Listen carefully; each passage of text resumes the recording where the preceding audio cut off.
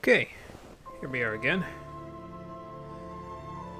Last week of this project. I can't believe this project is actually going to last longer than Tales of Xillia. I thought for sure that game was going to be the longer of the two. I figured this was going to be like 18 streams maximum, but here we are. I mean, I suppose I did more than I initially thought I was going to do with this one. But yeah, I don't know. It still surprises me, I guess. Either way, excuse me. We'll finish strong because we're done with chapter 11 as of 10 minutes into today. And we got about 8 hours of gameplay left, if I remember correctly. So we'll work on as much of it as we can. And even if the final boss ends up being a shorter episode, I'm definitely going to save the final boss and ending for a separate stream. So like even if we get to the point where like on the next stream after this we get into chapter 13 and we are like in like 2 hours and 15 minutes or something like that, we're at the final boss fight or something like right before it, I'm going to say no, we're going to stop because we're going to do that separate. So it's just easier that way, I think. It splits that all up nice and even. And I'm going to have to get used to splitting things up anyway, although not quite in that department, because I'm not sure if I'm going to implement that for this next stream project, or if I'm going to wait until I'm done with all my PS3 projects before I switch my formatting for how I export streams. I got to figure that part out, but I'll do it later. For now, let's do this.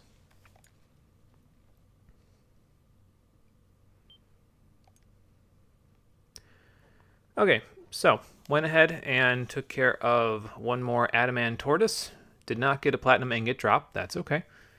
And then basically, once I got that, I just went back to Taijin's Tower, and I took care of the Mushisu mission until I got all my TP back, which I think equated to about 6 fights, which wasn't a particularly large amount. It was obviously about 6 minutes, and then the tortoise itself was about 12, so all things told, probably about a half an hour's worth of time walking back into Taijin's Tower, walking between getting the adamant tortoise done, doing the Mushisu and adamant tortoise fights, and then walking back here, because we're at the end of the line again, and this time there's nowhere to go but up after we spend the CP that we just earned.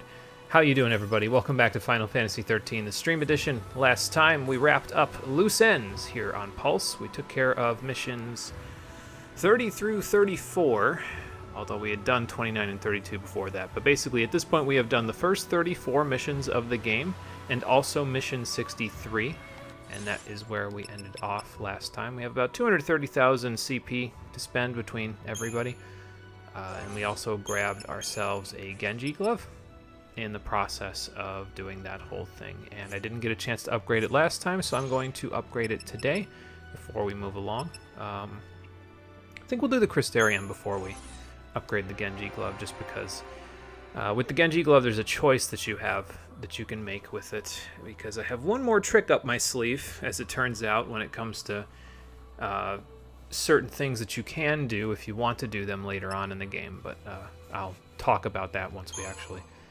use the Genji glove, or upgrade it anyway. So, alright, Lightning, you've worked on everything in Ravager except Thundaga, so let's work on this for you. And just keep you moving, getting that extra HP. That will be helpful. Extra little bit of everything. Like I said, I'm pretty sure by the time you're done with Stage 9, you've got most of the strength and magic that character is going to have for the entirety of their life cycle. You'll get marginal bonuses from Stage 10, well, marginal, I guess. Maybe you'll get a couple of nodes of magic, a couple of nodes of strength, and then there's very little that you'll get from their secondary rolls. You'll get like strength plus 4 or 5, magic plus 4 or 5 here and there. I think the HP's a little better, but as far as the amount of damage that you'll be dealing, Stage 9 is, you've done most of it, basically. Oh, and I didn't pay attention there again. That's okay. But yeah, at Stage 9, you've got most of what you're going to get out of the characters in terms of their damage output, so just keep that in mind as you go. Snow can get these 2 strength nodes. He's got enough CP, but that's because he's just starting, whereas lightning was just ending. How much behind was she anyway? I should check that after I take care of this real quick. Because I think I'm going to have Snow do Ravager after this, even though he will be used as a Sentinel more often than not. Boy, this was a great start, wasn't it? Just the first character I'm doing, I'm chatting my mouth off, and, well, ran out of CP. Need about 3,000 in order to get the next one for her, so I'll just keep that in mind. We probably won't just, go in to grab... Well, maybe we will just go in to grab that, because there is a fight right at the beginning of the next chapter, so... And that will most likely get us enough CP, but we'll see. Either way, let's not do the same thing with Snow. I think if I remember correctly, he can get... Because he gets Blizzaga and Waterga right here, so I think he can get both. Yeah, he can get both. What if that was all of a sudden 22,000? That would have been pretty funny. But, yes, we'll just finish our upgrades here. Hope you're already done with Ravager, so that's good. We'll keep working on Medic for you. You got Kiraja there, so off we go. Just continue building that magic. Like I said, by the time he's all said and done with the Stage 9 stuff with the Eagle Talon, he should be either at or slightly above 2,000 magic, which is kind of ridiculous. Just a little bit. I don't think he breaks 1,000 strength, though, which is perfectly fine with me. Like, I'm not going to use Hope for his strength values, Like, he's a kid.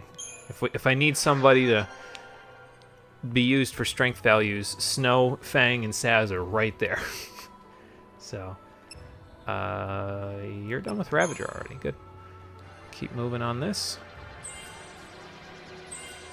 But yeah, Saz gets tons of HP, so that's... I think part of the reason why it's so much more viable for him to use a weapon with Silk Tiger on it rather than Hope, because Hope also gets a Silk Tiger weapon, but he doesn't have the HP to really support it. He ends up with, like, probably 12,000 HP, maybe even less than that, if you equip it on him at the very, very end of the game, whereas everybody else is at or above 20,000.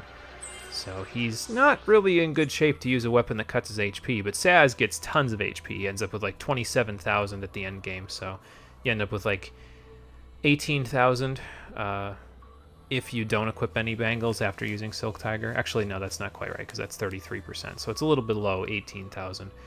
With the Wurtzite bangle on, you have 30,000, and then that gets cut by 40%, which is like 12,000. That sounds right, but I'm not sure if it is. Either way, he ends up with a little bit more HP, max HP at the end of the game, with the high 80s and the Wurtzite bangle on than Hope does. So that's good, because it means Saz isn't quite as squishy as Hope, but it's also pretty sad for Hope, isn't it? So... Alright, so you're getting started on your third, which means Vanille should be getting pretty close from this part. Probably make a good amount of headway into her third primary role. And I think I will wait, because, yep, we were working on this for you, so let's keep working on Saboteur for you. Quite a bit of magic on this one, that's good. Because Saboteur, the reason, by the way, why I gave Faith to Fang rather than Bravery in the Adamant Tortoise fight is because... when you use a Saboteur spell, the little small amount of damage that you deal to the enemy on top of the effect of the status ailment is based on your magic stat. It's not based on your strength, so there are no physical Saboteur spells as far as I'm aware, so yeah, better to give her Faith so that way she gets the maximum amount of damage out of it. I don't know how much it helps, but I mean, I guess every little bit counts when you're on a timer, right? So what do we do for you already? We did Saboteur. Was I working on Medic? What was I working on for you? Ravager. Okay. Did I get everything down here? Yes, I did. Alright. So we'll keep working on Medic for you then. Why not? Yeah, I don't really mind having Vanille use physical attacks in some cases. She's never going to be, like, as strong as, pretty much any of the other primary strength characters like Fang, Snow, or Saz, but she doesn't get terrible strength either. She's not quite at lightning levels, but it's a lot more hopeful of a situation than, well, Hope's strength values. So, alright, so she's done with Ravager, and now she's also done with Saboteur, so now I guess we go back to Medic and we keep going. Can I go any further? Yeah, because that's 10,000, so a little more HP. And that should be good. She gets an ability in here. I wonder which one that is. Stopka. Okay, that makes sense. I didn't really explain Stopka because I don't think we really got into it last time. I don't think anybody got it, so it's kind of a funky ability, but basically what it does is it cancels everybody's actions on the field and instantly brings everybody back to like the abilities or auto battle menu. That includes enemies too, so I imagine that you could use this in the middle of a really big attack if you time it correctly in order to prevent the boss from doing something really nasty, but I don't know, I've never really used it at all, so I don't know, maybe I'll try to find a use for it if possible, but if I don't, then, I mean, whatever, it'll just... If it happens, it happens. If it doesn't, then we probably won't be any worse off, you know, so... Alright, now, last thing that I want to do is upgrade that Genji glove that we got, so that then that way, once it is upgraded, we can make some choices. So let's do that. It's the same sort of thing as you'd expect. It's a little bit different because you're not just going to use all 36 of the sturdy bones and then the 13 superconductors we're going to grab. That's radial bearings. There we go. And I will show that in a second so I can show you what you can do. Oops. Yeah, so you're basically, in order to get the XP, you're going to be, if you just use 36 sturdy bones and then 13 superconductors, you're going to be just a little bit off in terms of the experience. So instead, you're going to use 18 of the sturdy bones to get the double multiplier, the ×2. Then use the rest of them to get to ×3. That'll get you a little extra bonus experience as well, and then the 13 superconductors will put you over the edge. Excuse me, as you can see, because we only have one level, so we just have to star it that way. But now you have a decision to make. You get 2 more Genji gloves in the game, although I checked the other 2 missions that you can do to get a Genji glove is either completing all of the Fault Warrens, or you can complete one of, I believe it's one of the Circle of Seath Stone missions. It's mission 62, but you have to fight 2 of the palette swap upgraded versions of a Vatala in the same fight, which can be pretty damn tough, especially at this level. Even at max stage 9, it's pretty damn tough because they inflict quite a lot of magic damage to you, and you can't quite get, like, you can get 3 Witches Bracelets on the same person, but it doesn't quite finish, like, mitigating all of the damage they do. So now, you can choose. What do you do with this Genji glove? Do you keep it, and do you equip it on... priority for equipping it is probably Fang first, then Snow, then Vanille. I wouldn't even bother equipping it on Lightning, Saz, and Hope.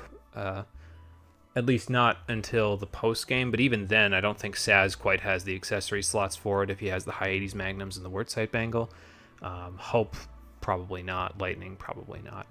So, but Fang, Vanille, and Snow, because of High Wind, Death, and Sovereign Fist, they have an excuse to want to equip the Genji glove. So do you keep it? Do you equip it in that particular case? Or do you dismantle it? Because if you dismantle it, you get a Tear of Woe and a Trapezohedron, which is the catalyst that you need to upgrade a weapon from Tier 2 to Tier 3. So, you can do that if you so choose. I wouldn't upgrade a weapon that you're using to Tier 3 with it. There's something else that you can do with that Trapezohedron in order to basically get 3 more wishes. If you've seen the Fairly Odd Parents episode where he wishes for 3 more wishes, you can use 1 Trapezohedron on a specific weapon. Well, there's a couple of different weapons you can do this with, but if you use 1 to upgrade it to Tier 3, star that Tier 3 weapon, and then dismantle it, you get 3 Trapezohedrons for the price of 1. And this particular Trapezohedron, because you're dismantling it from an accessory, is free. So you don't have to pay the 2 million gil you normally need to pay to the R&D depot in order to get a Trapezohedron. So bang for your buck, I would say probably the best use of that specific Genji glove is to dismantle it into a Tear of Woe and Trapezohedron, but keep the Trapezohedron so that way you can upgrade the Tier 3 weapon that I'm talking about. We don't have access to it just yet. The cheapest one that you can get is available pretty early on in Chapter 12. So I will keep the Genji glove for now. And once we get into Chapter 12, if we find the weapon... Actually, it's not available early on in Chapter 12. It's available near the end, I think, now that I think about it. Although you can buy it for 11,000 gil, like, right away as soon as you start Chapter 12, because the shops update immediately, so... But, yeah, we probably won't be buying it. I'll wait until we actually get it before I tell you what you can do with that Genji glove in order to maximize. If you're not going to use it for its intended effect, which is getting a massive amount of damage out of it, then if you're going to dismantle it for trapezohedrons, I'll show you how to get the most bang for your buck out of it. Although, I should say this before we board the ship, if you're planning on getting the most bang for your buck out of it, and by that I mean dismantling one trapezohedron weapon into 3 trapezohedron weapons, just know that you're going to need to bring about 1.5 million gil with you when you go back to Cocoon. Although, like I said, there is a way to come back to Pulse before the end of the game, but not until you beat Chapter 12. So, if you're planning on doing that upgrading to get 3 Tier 3 weapons before Chapter 13, bring about 1.5 million gil with you, and you'll be able to do it. If you don't bring that amount, well, you won't be able to do it until Chapter 13, so there you go. But anyway, yeah, we've wrapped up all of our loose ends, taken care of all the side quests I want to do for the game, so let's finish this!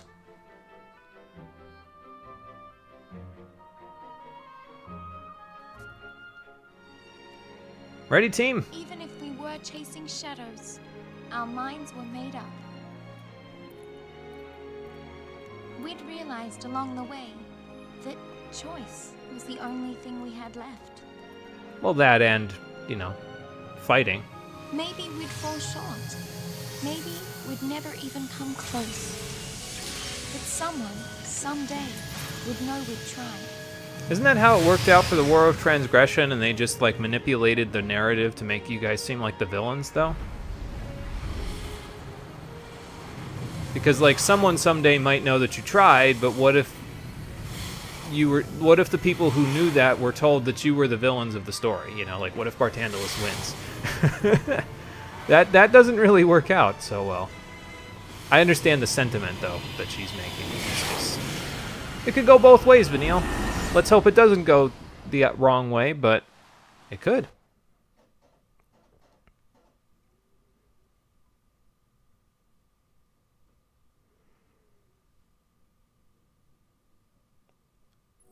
And that's the end of Chapter 11. So there you go. All set and ready to go. Now let's see what kind of a condition Cocoon's in, because it's been quite a few hours since we've been back there, and I got the feeling it hasn't gotten better since we left, so... Oh boy.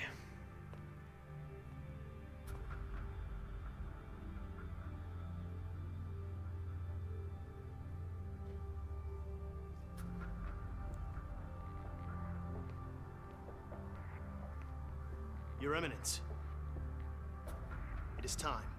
The people await your address. Time to give your inaugural speech, Sid. Main screen turn on. How are you, gentlemen? All your base are belong to us. We greet the new dawn. Sid, maybe you shouldn't just embrace the whole puppet on a string thing anymore. You challenged your fate previously, why not do it again? People of Cocoon, my fellow citizens, we have survived the twilight and gather now to welcome the dawn of the day on which we decide our fate. Many are the lessons we have learned during our long night of hardship and sacrifice. And now we face choices. Choices which must be made as our hearts dictate and not abandoned to uncaring chance. Wait, you're giving your inaugural speech over a NASCAR race? Shouldn't you be giving this when there isn't something else to distract people? Well, you see, they needed a set piece for us to come back to, so here's the set piece. I guess. You know, I would say I kind of wish we got to do this minigame. But at the same time, I've played the hover bike races in Jak 2, so no, I don't think I do want to do them. Never mind. Looks like the whole gang is here. Yeah, that's probably about the only thing you could say in this situation, huh? Nice catch, Gemini. Didn't you cause this debacle? Oh yeah, and also there's that. Probably should have covered that. Yeah, just a little bit. At least he acknowledges it. Wah, wah.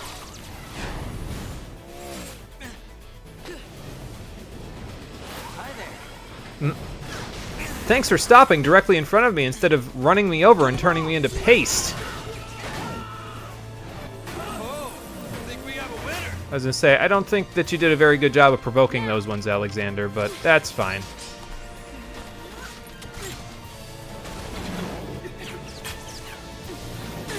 Mind if I borrow this? You know, as a springboard.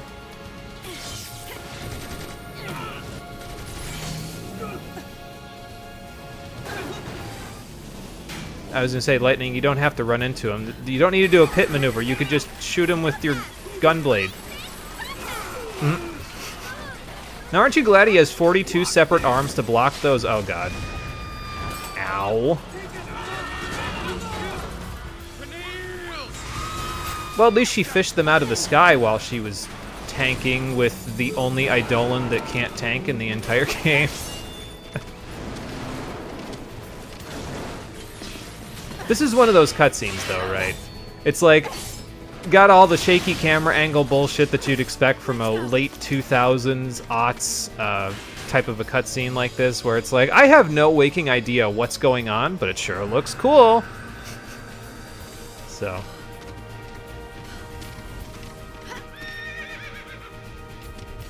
Alright, who else wants some?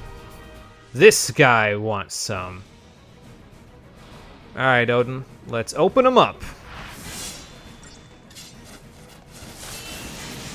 So Razor Gale will stabilize the gauge, so I would probably recommend doing that a few times just to ensure that you get him a little bit stabilized before you start doing something like this to rapidly boost the gauge up. So there you go. Get him staggered. Use all of our Gestalt points up. And then Zantetsuken! I think we've got enough. If you don't kill him with Zantetsuken, you're going to have to fight him, and he has like 90 stagger resistance, which is not a whole lot of fun. But I think we got him. Yep. Until next time. And Odin gets another kill, because the story favors Odin. I don't even give a shit about the ranking. It's like, you have to go like really, really fast in order to get that one, and it's like, whatever. I feel like they should just give you 5 stars for that, though. Like, if you kill him with Zantetsuken, it's like, okay, that's enough. What's that sound? That is the sound of Panic and Chaos, Lightning. Haven't heard that one before, huh? I mean, to be fair, the Guardian Corps hasn't had to fight in international war, ever. So. The armies of Pulse, they're using transgates! Transgates? How many coming through? Too many, sir. Numbers unconfirmed, but it's a full-scale invasion. Eden's being overrun. Maybe we should have not let these people just walk around in the streets after the crazy shit that just happened at the Eden Grand Prix. Those people are dead. That Adamantoise was on a mission. He was a movin'. He activated sprint.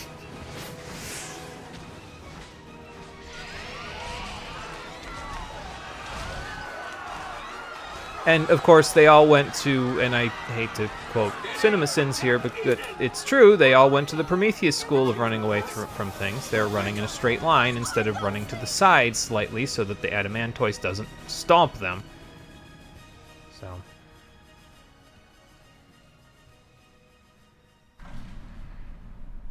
Not a good first day on the job, huh, Sid? An army of creatures is attacking the city. It's a Pulse invasion force. Your Eminence, we must evacuate. About that. No evacuations today. Winter Soldier has something to say.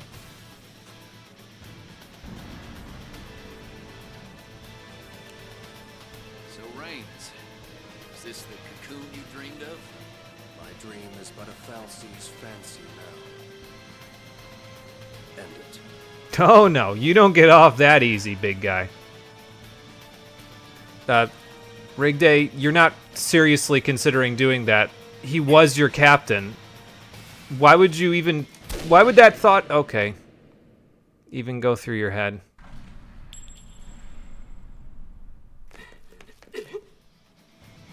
Like, what was the point of bringing Sid back if you were just going to do that within 5 minutes of this chapter starting?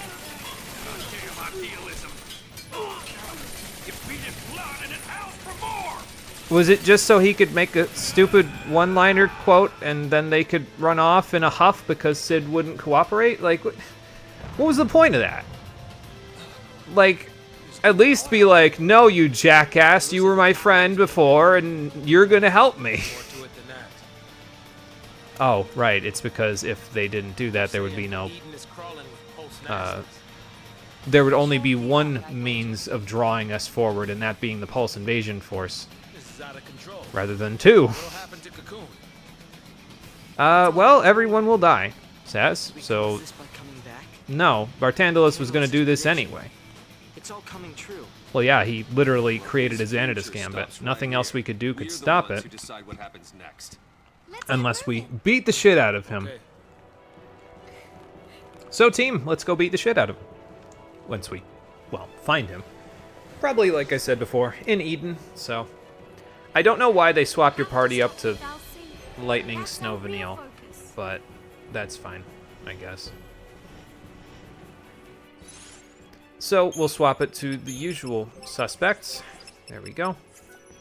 And then they took away all of my paradigms as well, so that's really helpful.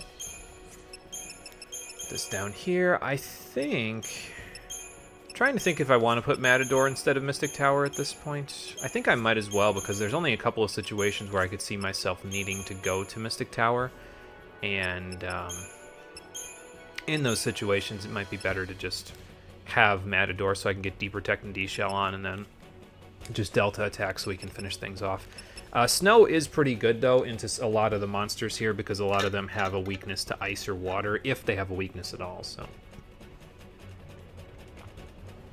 Except I think one of them might absorb water, but most of the rest are like, yeah, okay, that's fine.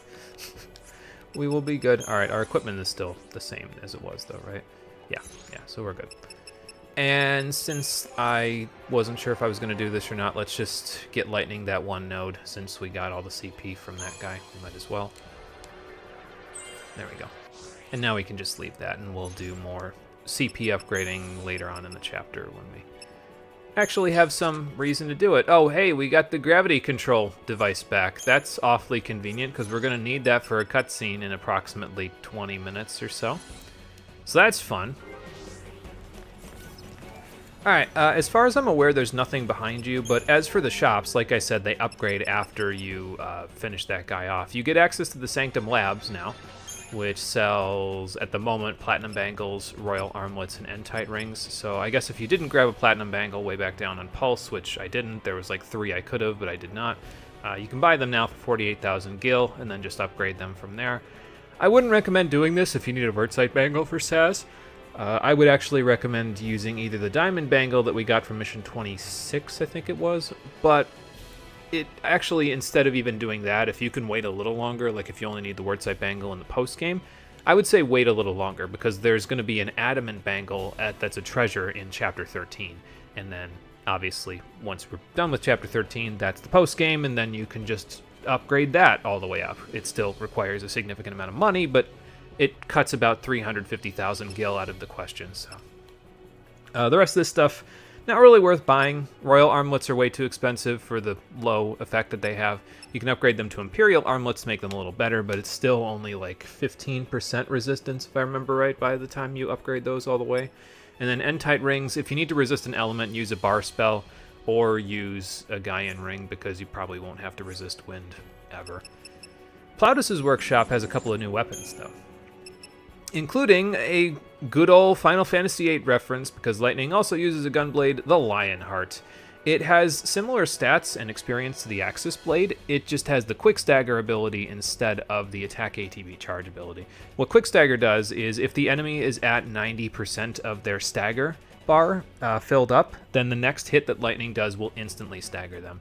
It's nice when the enemies have lots of stagger resistance, but I don't think I'd use it, like, even though it's a solid Final Fantasy VIII reference, I don't think I'd use it as her ultimate weapon. I just don't think it's strong enough. I would stick with the Razor Carbine or the Gladius upgrade, which I think is Helter Skelter, depending on what you want her to do. So, the Mistletoe is actually a fairly interesting weapon for Vanille because it gets stronger the more of her allies are KO'd. So if she's solo, she gets like a 260% damage increase. It's kind of ridiculous, but yeah, no, that seems pretty situational to me. It is, however, the weapon that I would recommend getting if you're going to use the one trapezohedron from dismantling the Genji glove. Again, I wouldn't buy it, but we'll find one in a treasure chest a little later on in the chapter, and then you get that for free, you get the trapezohedron for free, there's ways to get some scarletite for free from the end of this chapter, so if you do it right about at the beginning of chapter 13, you should be able to get the trapezohedrons, and then you can just buy another one of these and get enough. Like, you basically make 1 into 3, and then you take one of those 3 and make it into 3, so then you go from 2 to 3, 4, 5, and then you just need 1 more, and you've got enough trapezohedrons in order to upgrade everybody's weapons all the way to tier 3, and you don't have to spend 12 million gil getting them, or waiting for a rare drop from an adamantoise. So, there you go. But yeah, other than that, nothing particularly interesting from the shops. So, just leave them well enough alone and move forward. I don't think there's any treasures behind us, so I wouldn't worry too much about that part. So we'll just keep blazing a trail like we usually do at the Grand Prix. Seath all over the place, explosions everywhere, that's fine. There's a couple of chests that we can grab here, and if the enemies can catch me, then that's fine. If they can't catch me, then I'm not fighting them. We got places to be and people to see. And if you guys can't be bothered actually flying down low enough to catch me, then you're not the people I want to see.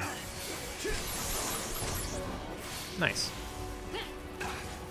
These are just Varkalachis at the moment, so they shouldn't be too difficult to explode and send to the afterlife. Try to get some decent shots of everybody's tier 2 weapons while we're at it here, but I guess we got a good one of Hope there because he, whatchamacallit, had it right in front of the screen. Oh yeah, there's the Lionheart. Okay, well, I guess definitely don't buy it if you want it because it's available almost immediately as soon as you get in here, so yeah, definitely don't buy that one. The other ones, maybe, but that one, no, definitely not.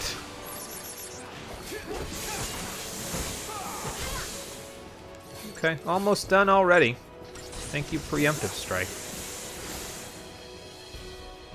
Nothing to it. I don't think you see very many Bulwarkers, though, so probably if you're looking to do a little bit of, like, ensuring that your bestiary is updated, I would say definitely fight that one at the very least, because it's nice and simple, it's just by itself, and you can kind of just get it in your bestiary and move on with your life, you know? I think this is the only other treasure up here. If there's any other ones, I don't know where they are, so I'm not going to bother, but a little extra cash. Nothing that we can't handle getting already. Excuse me, Hope. But, oh well, either way. Now we'll just head off to the map marker up here. There are a couple of little sections in this chapter where we want to be a little careful, and we will want to use certain party configurations or our aerosols, but I'll talk about those when we get there. Okay, I don't know about this. Saz, are you forgetting what happened in Chapter 1? It's a long fall, but we don't have to worry about fall damage. We can jump. We can fly, technically. We just have to summon Bahamut. See you ground side. I guess Vanille hasn't seen us Don't want to do get this left yet. behind, do you? Just remember, don't drop the gizmo. Easy for you to say. You've got a backup plan. You've got a dragon that you can just summon if you mess this up. Okay. Oh boy.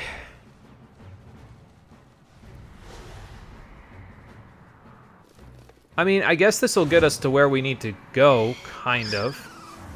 How the hell is the Chickabo staying in his hair? There are no safety belts on that thing.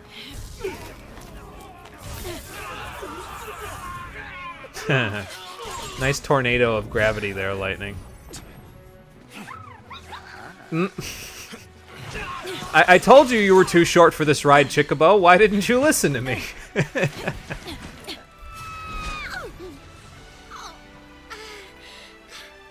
could have warned me. That's how they get around on Cocoon. How do you know that? Have you used a GravCon unit before, Fang? I would think you wouldn't need it since you're the resident Dragoon, but... Okay, anyway, Lightning took care of all the reinforcements for us, so... That should make this a little easier to handle.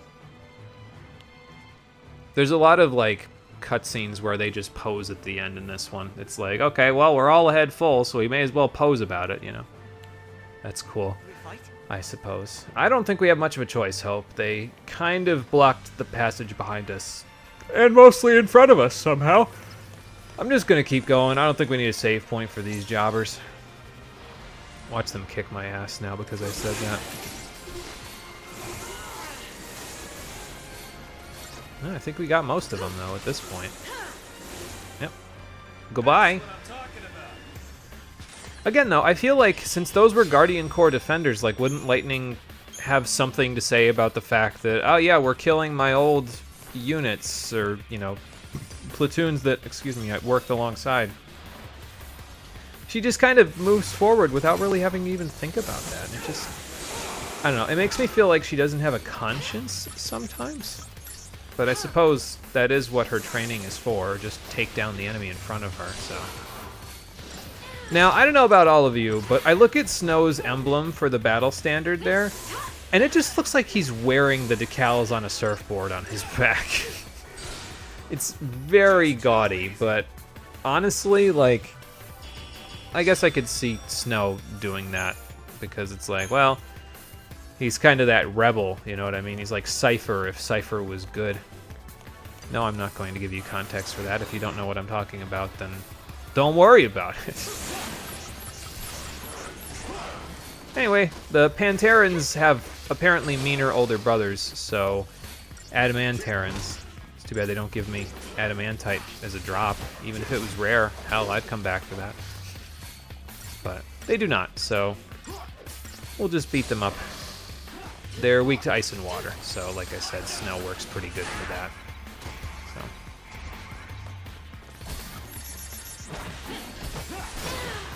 Ow. Okay, well, that gets rid of you. So now you.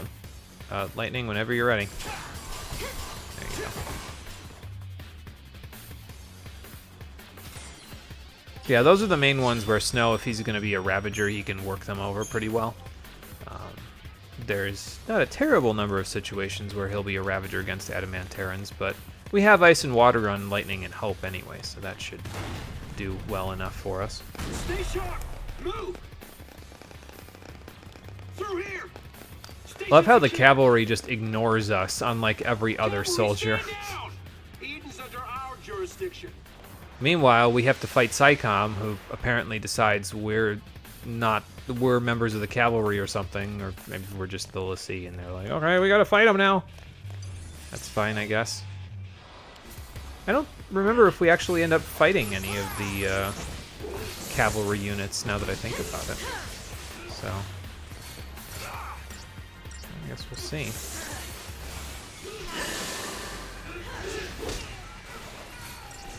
You can't send them any more to the moon, Snow. We're already on the moon. Sorry to say it, big guy. I admire the chutzpah, but if you send them any higher, they'll end up on Pulse, which I suppose actually wouldn't be a terrible thing, considering what awaits them on Pulse, so. I don't actually know if aggression is a good idea for this guy, but I guess we'll find out in a second. Yeah, it might work out okay. I'll go back to Relentless Assault, though, if it doesn't work out. I'll go back to it right now, actually, because it'll get us an ATB refresh, so. Was it really going to have me Spark Strike after that? Like, that's so inefficient. Guess it doesn't matter. Getting a few incentive chips, though, so that's kind of nice. Although at this point in the game, incentive chips aren't really all that, but hey, extra money's extra money, so.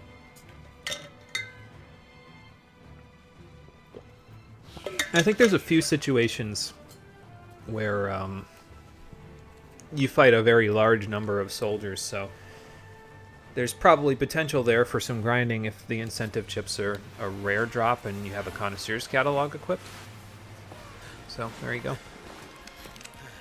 Why do they have an elevator that leads down onto the highway? What unsuspecting civilian would actually walk down here? Or is that a maintenance shaft? They're here for Orphan. If You it's heard close to the Bartandalos Falsi before. Eden, they're probably headed for the heart of the Sanctum. Right. And if they destroy it, bad things are gonna happen. Whole world comes tumbling So down, long, from what I Cocoon. understand. Then we better get there before they do. It's a tall order, Snow. Let's move! Lightning into moving traffic? I don't know if that's a good idea.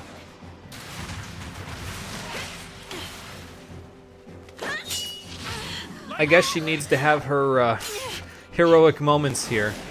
That's fine, I suppose. Alright, come on, you overgrown jackass. Oh, he stood down.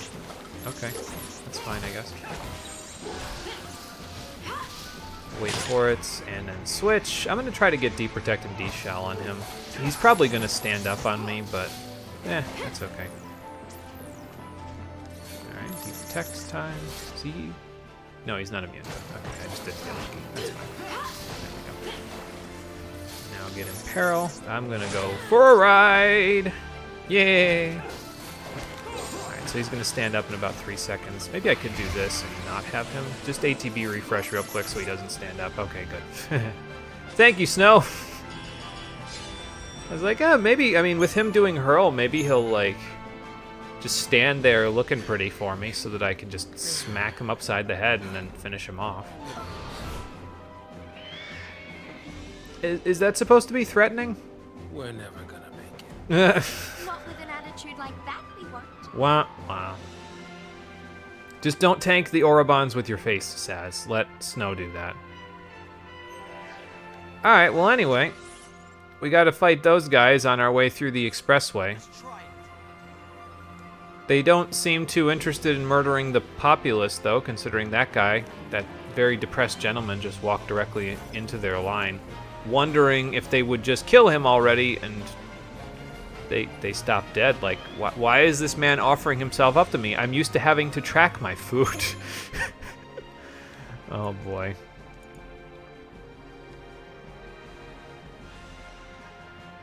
But Orobons are the same as they usually are. They've got those long strings of attacks, so might be a good idea to have a Sentinel. We'll see in a second.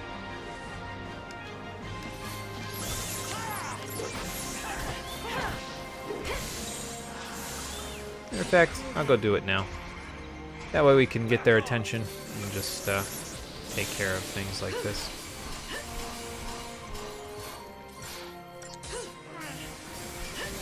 Get up out of here. Alright, stabilize the gauge, and then just go to work.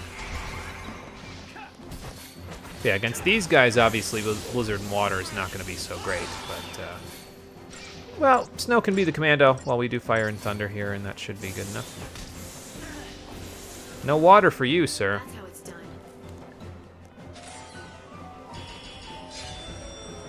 Almost, missed the 5-star there. That's okay. Cut that one a little close, but that's not really a huge loss, honestly. Wonder if I use a, I guess I've got 7. Nah, I don't think I'm gonna need it.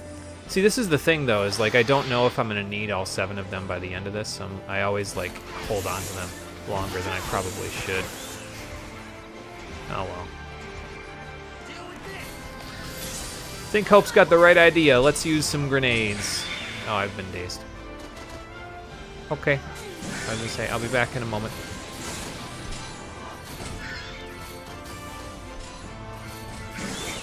There we go. That's one. Just keep sending them to the Shadow Realm, Lightning. Oh, Snow's dazed. That's okay. Now they can power spritz, which gives them a few buffs, but I think we'll be okay, honestly. I don't foresee it being a humongous problem. We've kind of got the delta attack thing going, so their little buffs can take it and shove it, basically. Oh, he's not dead. Now he is. That'll work. Good CP from those guys, too, considering the fight isn't really too tricky. Alright, making sure I'm going in the correct direction here. Okay, this one I think we might want to have a Deceptisol handy for this particular fight. So, because it's going to be the Behemoth King and the Orobons all at the same time, so probably a good idea to have that handy. A couple of Phyras and we should be able to do some. Okay, that'll work too. Nice work, Hope.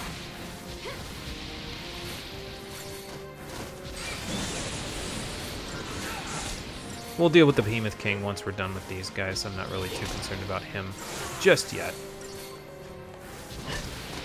Okay, there we go.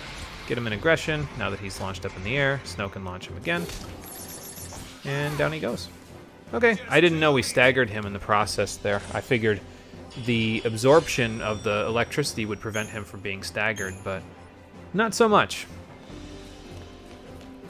So I suppose if you don't have too much trouble with that fight, I mean, in my particular case, it's because I used a Deceptisol, so that fight was cake, but if you can handle that fight, you're probably in good shape to do the rest of this chapter, so. There's a Rebel Heart there. I think that gives him better attack when he's at low HP. Yeah, critical power surge. Not really a big fan of that. I'd rather keep my HP in my body, personally, but you can probably dismantle it for 2 trapezohedrons if you use the one from the Genji glove, so. I suppose that could come in handy. I'm not going to bother with that, though. I'm just going to sell that one for money, but you can if you want.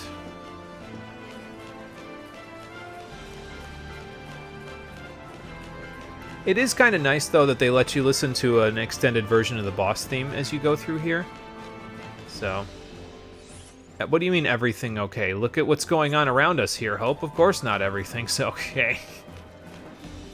These people got into a car accident. Okay, hi, Amphispina. Oh, come on now. Not gonna stand here waiting all day. Okay, so you're more weak to the sparks. And the physical sparks at that, so. I should be able to stagger him in just a moment. I'm not even really all that worried about feeding Stoop in this particular case, to be honest. I'm just gonna go aggression and then just slam him before he even gets the chance. I'll wait for it. Okay. And there we go. See, by this point it's like, yeah, we got it. No problem. Remember when that guy was hard? Difficult to defeat. Not this time.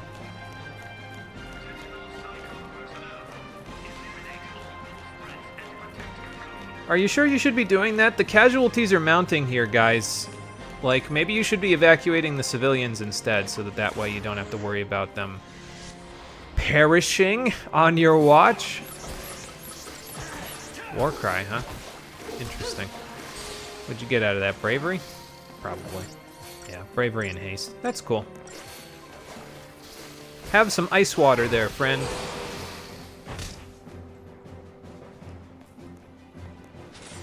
Oh, excuse me. Again, if they dropped adamantite, it'd be like, okay, well. Again, even if it's a rare drop, it would be like, okay, cool. I'll take it. Look at all of this mess we've got going on. I might Delta attack here and just throw Ruin Goods at them. That's Thunder. There we go. Matter of fact, yeah, we're going to Delta attack. So let's Delta attack, shall we? Well, that didn't do a whole lot. What about this? Nothing, because Hope killed them in time. Alright, then.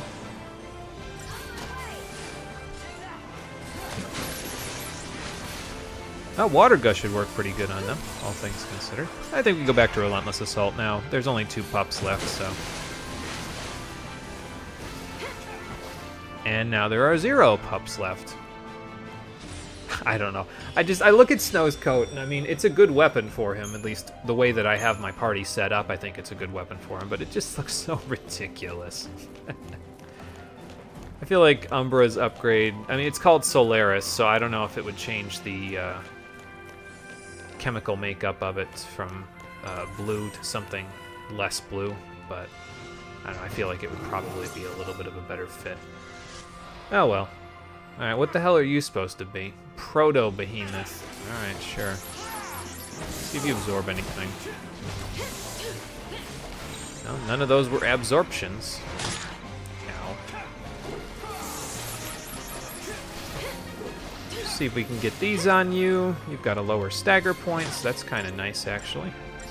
Probably going to stand up like the other guy, but, you know, we'll give it the best we can. I don't actually know if I can get Imperil on him, so I'm going to try. Oh, stood up pretty quick there. Oh, you don't even restore your HP when you stand up. Well, that's not very good. I guess you get some buffs, but what do I care about your buffs? You're practically staggered at that point, so you can be launched. Anyway, let's grab this treasure that he was preventing me from grabbing. Oh, XIII? I probably butchered the hell out of that, but that's okay. Well, there's a save point right next to the exclamation point, so probably a good idea to keep that in mind. What does that even do? Siphon boost. Okay, so like Fear Siphon and Fault Siphon and any of those Siphon abilities, it increases their ability to, like, basically it makes it so that he is a better Ravager and secondarily Commando because it allows him to build the gauge faster in both of those roles, so. It's not very powerful though, so I don't know if I would balance. I don't think that the Siphon boost effect balances out well with the lack of strength on it. I would say probably better to just stick with the Eagle Talon. It's just, overall, I think a better weapon for Hope because it takes advantage of his already absurd amount of... Oh yeah, I used an Ether Saw, by the way, in the process of getting that third Adamant Tortoise off-screen last time, just so that everybody knows what I did with that. Yeah, I don't think that the Ochtervani, excuse me, is so great in terms of the effect on it. I would say just sell it. Keep the Eagle Talon. It's pretty damn good. And, okay, Genji Glove's not really doing a whole lot for us. We can get rid of all of this stuff, including the incentive chips. Although I suppose it wouldn't have been a bad idea to keep a few of these things. We've got plenty of money if I do. There is an item that we can pick up in a little while, and we can actually upgrade into another survivalist catalog. But I've got enough money to where I can basically just take care of that, so I'm not really too concerned about it. Alright, so in case it wasn't clear by what I just was saying there, the exclamation point is a boss fight, so time for Guys Night Out again. Yeah, actually, I'll keep a tireless charge. We're going to have a bunch of commandos in this fight. There's a reason for it, and I'll tell you about it in just a second. Yeah, I guess we'll leave that there, but we want a bunch of commandos going here. We want Com Sin Sin, though, because I'm not going to use Shrouds for this one. I think I'm going to use Shrouds in the end of the chapter, though, because at that point, if you do what I do with the item and get the Survivalist Catalog, star it, and dismantle it, then you will have access to some Shrouds anyway. So... actually, I want Cerberus here, and I guess Tireless Charge can stay up there. Actually, I'm going to put that there. Let's put Relentless Assault here. And then we're going to go to Cerberus, and I guess I'll just leave Tireless Charge. No, I'll leave it up here, and then we'll do Rav, and we'll leave Aggression there. It's kind of a weird setup, I know, but we'll work on it, and I'll tell you why you want to do it something like this in the next fight. So let's just get geared up for it, and then we should be good. Yep, you can keep that. And let's get that off of you, that off of you. Don't forget to re-equip Fang and Vanille, though, after this, because, and unequip the stuff from Snow and Hope, because we're going to get the Charlie's Angels party out. Or no, actually, we're going to get our regular boss killing party out for this next part. So that would be Saz, Fang, and Vanille, or more specifically Fang, Saz, and Vanille, for the fight that we're going to take on after we're done with this one that we're about to fight. So before we do that, we got to fight whatever's past this debris, so let's fight that first.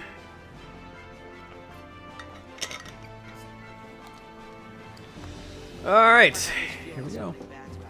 So yeah, in case you weren't clued into the fact that this is about to be a boss fight, there you go. Hope gives us a little hint, huh? Because getting over the top of this, and, well, that's a giant enemy mech, so I guess we'll deal with it. Kind of weird scorpion bot are you guys rocking?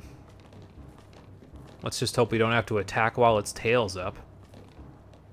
Oh, look, the guy that shouldn't be alive. I see your power has grown, Mr. Villiers. So much so that you could lock me out of my own shield. Lives, if that is what it takes to stop you. Ross, shouldn't you be dealing with the adamantoises? We came back to stop all of this. Nevertheless, you are the sea. Aren't the 100-foot-tall dinosaurs more problematic of a fight than 6 slightly stronger human beings? Because I feel like the dinosaurs can cause a lot more damage than we can. No more than the foul sea who moved them. Humanity's fate rests in its own hands. Well, I'm glad you think that, but you sure aren't very good at practicing it. Okay, so we got to fight Rosh in the Proudclad. This fight can normally be a pretty big pain in the ass. If you stagger him, he will end his stagger. Like, once you end his stagger, or he ends his stagger, he'll end it with a move called Retaliatory Strike, and I don't remember exactly what it does, but it's generally not a very good time for anybody involved. So, how do you fight him since he has so much HP and he can just, you know, kind of end up being problematic by getting there? Well, the secret, it's not really much of a secret, but the secret that I usually do is just don't stagger him forehead. We're going to build the gauge a little bit. He's got a good chunk of stagger resistance, as you'll see in a second, but we're going to stop building the gauge once we get it to about 140%. And then we're going to switch to Cerberus, and we're just never going to stagger him. And at that point, he's basically tame as a house cat for the entire fight. He'll do these lasers, but you can very easily keep up with the damage that the lasers do with Tireless Charge, so it won't be a big deal. All right, I think I'm going to wait. No, I'll just do one more round, because by that point we should be good to go. Okay, we're good to go now. Switch. And then just let everybody do whatever they're doing back there. We'll eventually stagger him, but by the time we stagger him, he'll be almost dead, and then we can switch to aggression and just finish him off. So I'll probably cast Renew somewhere in here as well, but yeah, this particular fight is basically the antithesis of the entire battle system. Just slam your face against the wall, and you will actually beat it in a lot easier of a way than you could beat it otherwise. So, again, seems pretty counterintuitive to me, but it is probably the most efficient way to beat him. So, all right, let me renew before these crazy guys actually stagger him. So, all right, off we go. Okay, staggered. Now, just switch to aggression, we'll beat him up again, and eventually we will get him. I might switch to Relentless Assault to get an ATB refresh in there as well. No, we should have him. Oh, we'll see. No, I'll switch to Relentless Assault just to get the refresh, and then we'll beat him up. And that's it.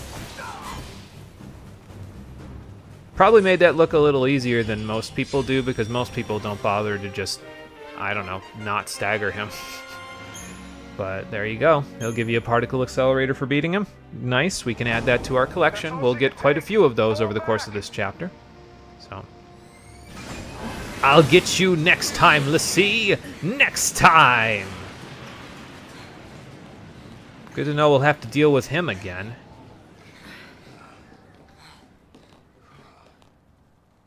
I don't understand. We want the same thing. Why can't we just work together? Because if we could, then the plot would be a lot simpler, They Vanille. can't even imagine it.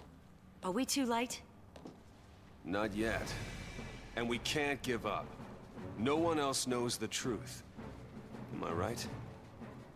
Only we know about the plan to destroy Cocoon.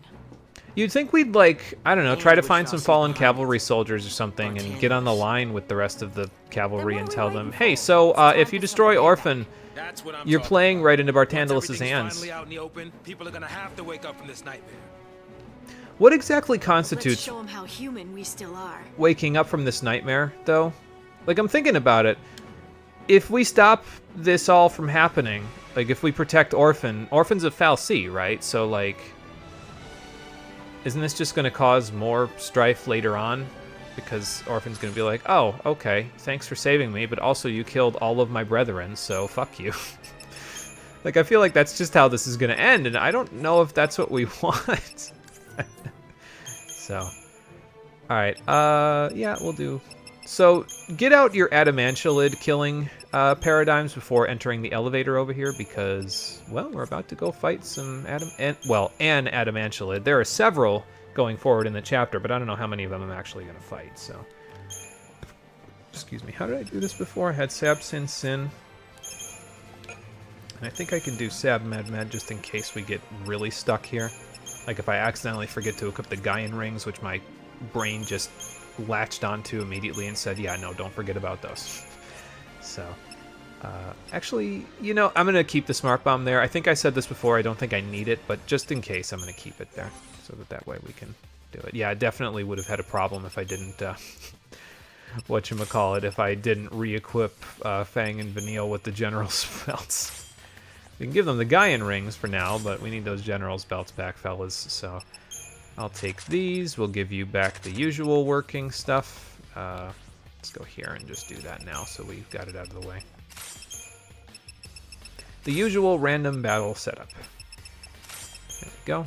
And if I was having Fang, Saz, and Vanille be in the random battle fights, I would be giving Fang and Saz morale talismans. So that's why I've kind of got 2 and 2, so that way, depending on party configuration, I've got multiples, you know what I mean, of what I could use.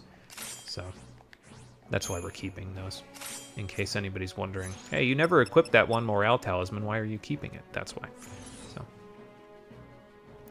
Alright, but anyway, it's going to be the same deal as usual with Adamantialids, but you definitely want to make sure that you're ready for an Adamantialid once you get off the elevator here, because it kind of comes up without warning.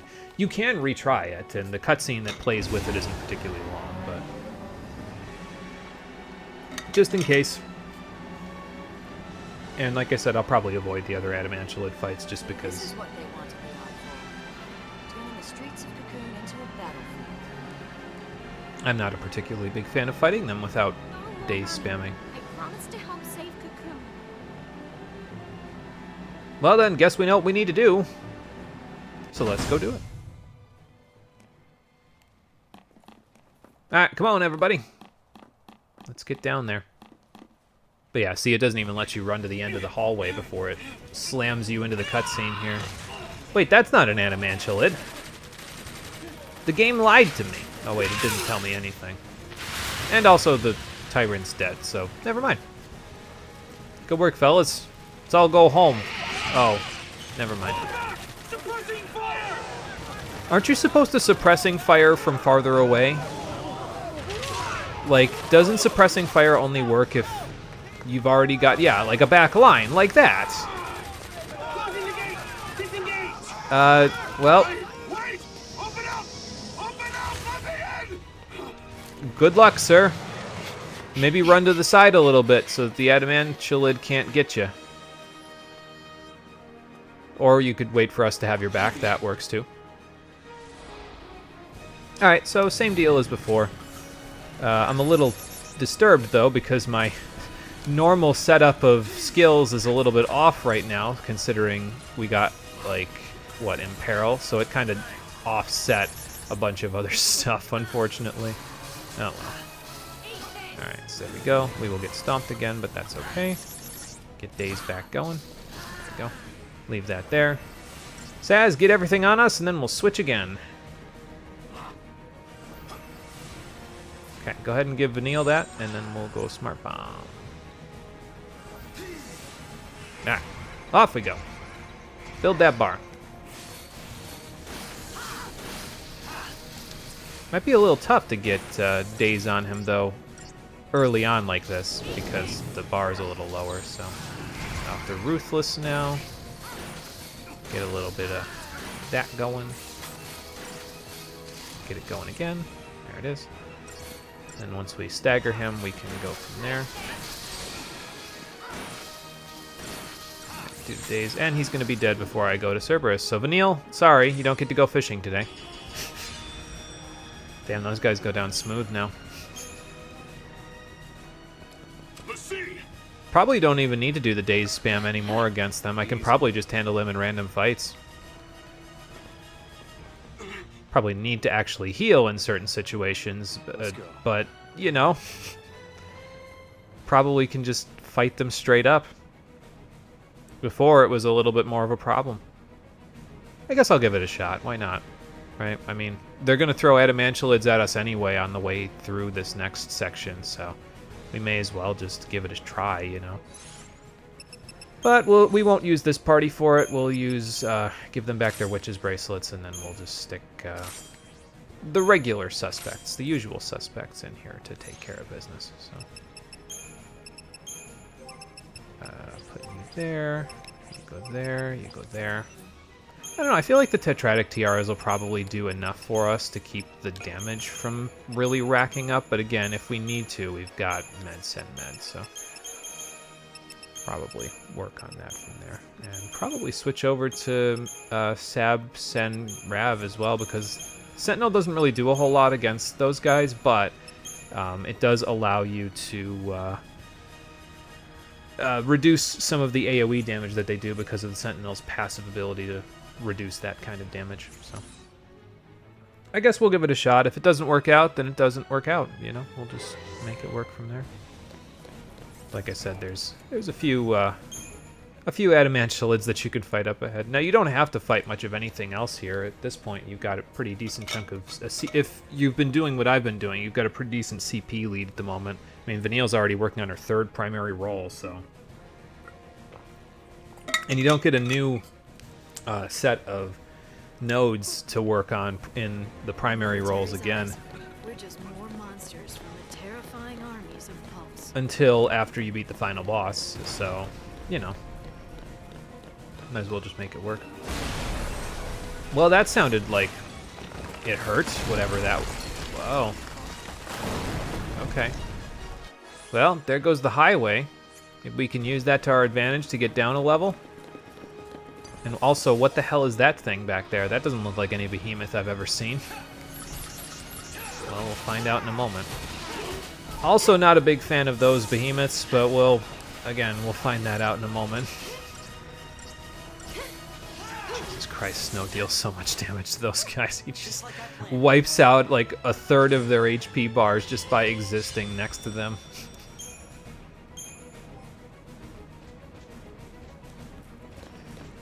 Okay, so this one, I mean, we might be able to get a preemptive on him. That would be helpful.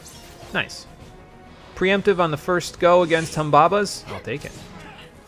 Because they're kind of a pain, honestly. Alright, he's immune to water, so don't use that. Just do that instead. Alright, we'll go to aggression, because we staggered him immediately, so... And then it's the same principle as the other behemoth fights, though. Just kind of keep him up in the air for as long as you possibly can so that he can't transform. He is kind of a massive pain if you let him transform, though, because unlike the proto-behemoth, he'll gain back full HP. And I've had a situation previously where he's double cast Aeroga on me right in a row, and it has erased my entire HP bar from full. So, try not to fight them in a straight-up fight if you're strong enough to get them to stand up, because they probably will mess you up. So I'll try to get behind them as best I can. No promises, but you never know. Is there anything behind me? Nope. Hey Marie, how you doing? Welcome back. Oh, well, you missed a lot. You see streets. Yeah, it's Xanarkin 2.0, unfortunately, around here. The invasion force from the other world is kind of killing everybody, so we're using the opportunity to get ourselves over to Eden so we can confront Bartandalus, but, well, there's probably going to be a lot of dead people in the wake of all of the monsters and us killing off all of the monsters, so That's no fun. I mean, this is war. War isn't generally considered very much fun. So. Wonder if I can get a preemptive by hitting these guys because they don't notice me. Yep. Sweet. Now, I would rather hit the Humbaba up, but, you know. Snow, launch him up. If you can't, then, okay, I guess he's going to get all his HP back. We're fighting with the soldiers, it seems. Oh, there he goes. I guess we'll take care of them later. We're going to have to deal with Mana Drive Blizzaga, but, you know, it's fine. Wonder if they'll call it a draw. Okay, well, not if we attack them first, but I was going to say, I wonder if they'll call it a draw if we just stop attacking here. Like, what if I turned on an entirely defensive paradigm? But, no, unfortunately, my pacifist nature of Final Fantasy XIII is not meant to be. There's already a video for that. I didn't watch the whole thing, but it isn't quite the kind of pacifist that I was thinking it was going to be. It's like a pacifist run as in the party leader doesn't attack, everybody else does. So I guess that's a pacifist run.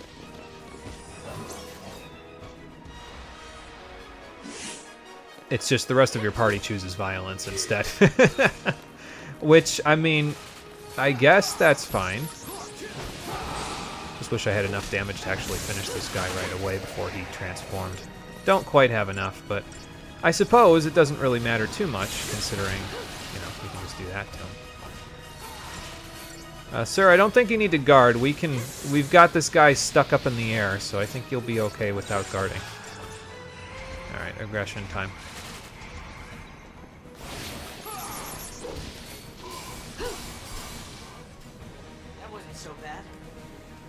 Okay, so that's probably the best tip that I can give you for this section because it's absolute hell everywhere around here. So the best tip I can give you is try to get preemptive strikes where you can.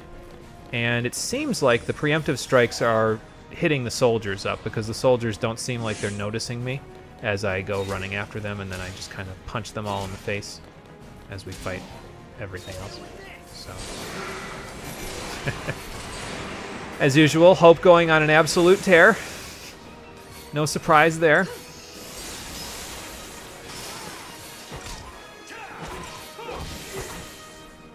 Just too easy.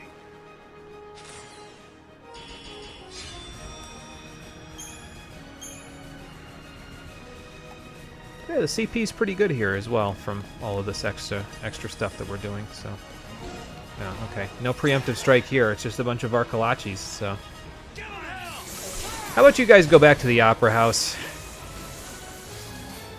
It sounds like an Italian name. That's the only reason why I'm saying that. I don't know if that's an appropriate way of addressing them.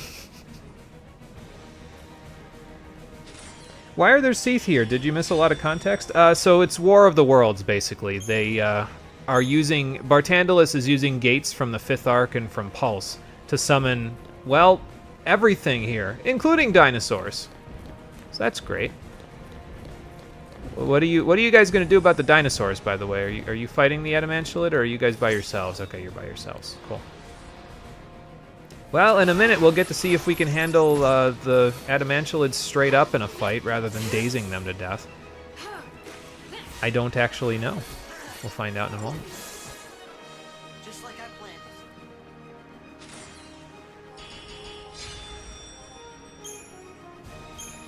I do like all the incentive and credit chips that we're getting, though. That's kind of nice.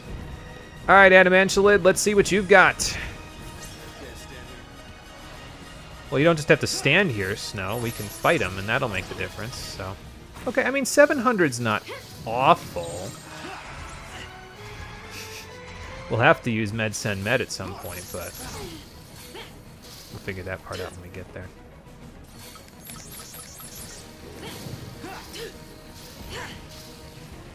Okay, well, we got Imperil on him. Oh, we got these shell too. Oh, okay, hang on. Aggression time.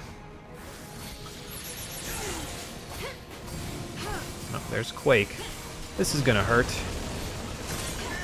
We can get through this. Okay, so we can handle them with some healing or with Renew. Got it. I mean, I guess I could equip Gaian rings, but nah. If that's all that's going to be, then it's fine. Oh, gold dust. Nice, thank you.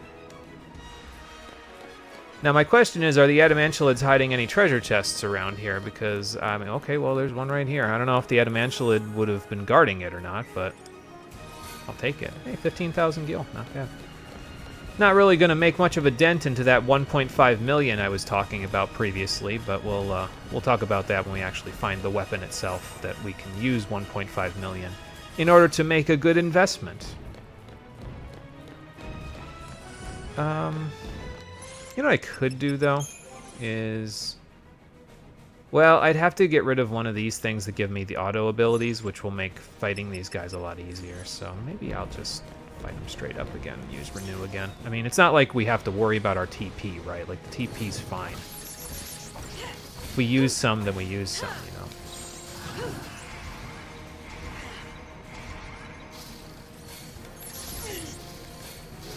Of course, us being on the ground doesn't really work too well for us, but, you know. Alright, definitely time for a renew. There we go. Go aggression now. And I guess I'm going up, honestly. I don't feel like getting slam-jammed too much, so... Okay, I'm getting slam-jammed anyway. That's okay. We should have him in just a second between lightning and snow. There we go.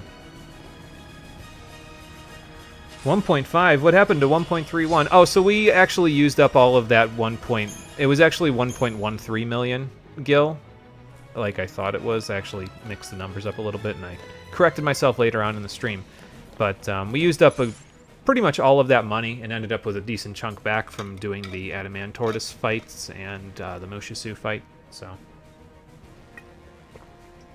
the 1.5 million is a separate amount that we could use to make a solid investment if you want to make tier 3 weapons. So like I said, I'll talk about it when we actually find a weapon that will let us wish for 3 more wishes, if you know what I mean. If you don't worry about it. I'll talk about it when we get there.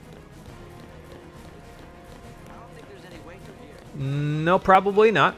Doesn't appear to be, so. Now the real question is this proto-behemoth with the soldiers? Probably, because it's a proto-behemoth, so like it's working with the soldiers rather than anything else. Yeah, we spent all that money. We did not have... We had 176,000 gil left over after we made all of our tier 2 weapons. So we spent all that money. That is for damn sure. Ow.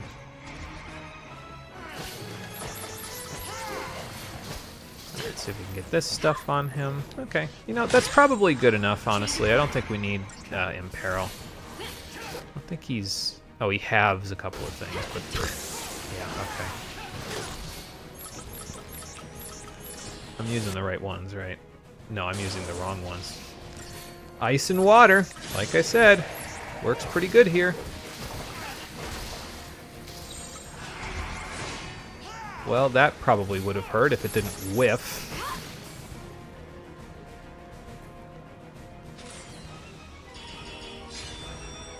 See, Hope's so short that he just swung over his head. At least that's what it appeared to be happening there. So, you alive there, big guy? No? Alright, fair enough. Not gonna get a good fight out of that, Humbaba.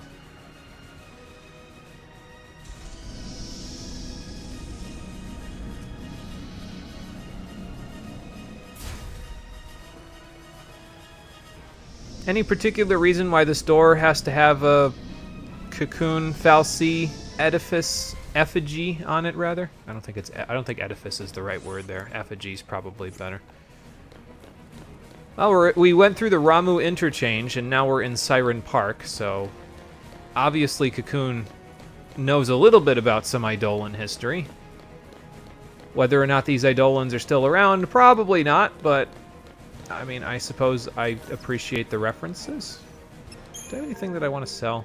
I don't think I need those Hellish Talons, although we will get a large chunk of them from a couple of chests in a little while, and those might be worth keeping for upgrading that one accessory that I was talking about earlier that we can turn into a survivalist catalog.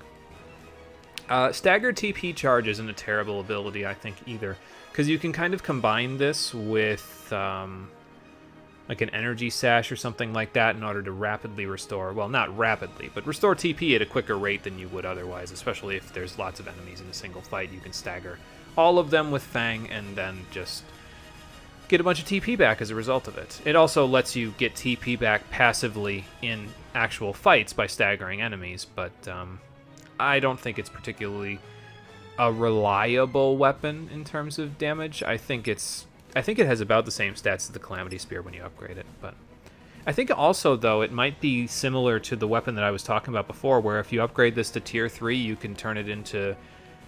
you can star it and then turn it into 3 trapezohedrons, but if you dismantle the starred Tier 3 version, and obviously that requires 1 trapezohedron, but we'll talk about the process of doing that when we find the actual weapon. So in the meantime, I'm going to keep the particle accelerators for now, and I'll keep the Hellish Talons, actually, because I might be able to use them for something. Hell, I might keep the perfect conductors too. Yeah, I'll just keep the perfect conductors as well, just for a little while. Till we get that item that I was talking about, that accessory. So, just so I have a little bit of fodder in my inventory that I can use for one last little chunk of upgrades. I didn't actually look up a recipe for it, though, so it's going to be like just doing it by... playing by ear, basically. Oh, good. Now there's vampires and stuff here, too. Fantastic. Which way do I want to go? Because one of these circular areas has an actual, like... You know what? Here's an idea. Let's go here first, because this is, yeah, going to be cut off in a second, so... Let's go in here and see what we can find in this area first. And then, once we find what we can find in this area, we'll go back and out and around.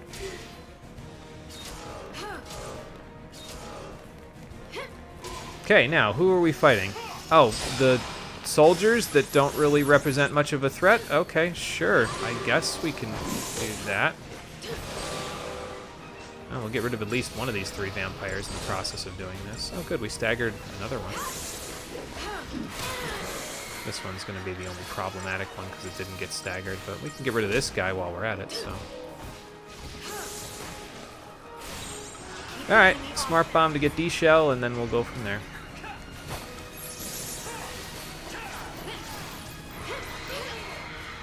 Well, Hope, it's up to you now. At least for now, until we come out of this in 2 quick seconds.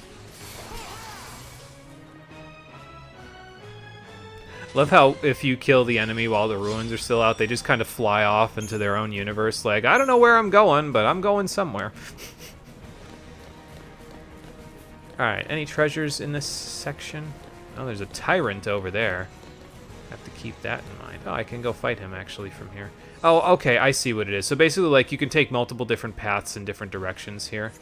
But I think what we'll do is we'll...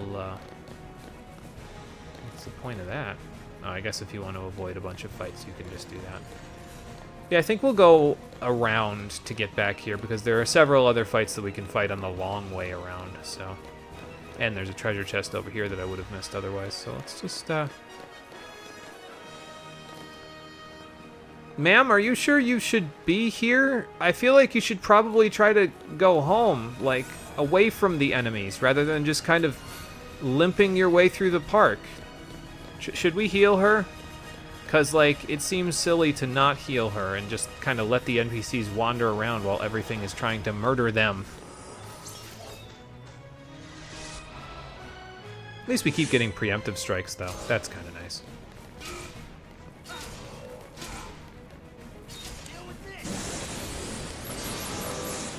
Okay, fighting the vampires again, so I'll take that.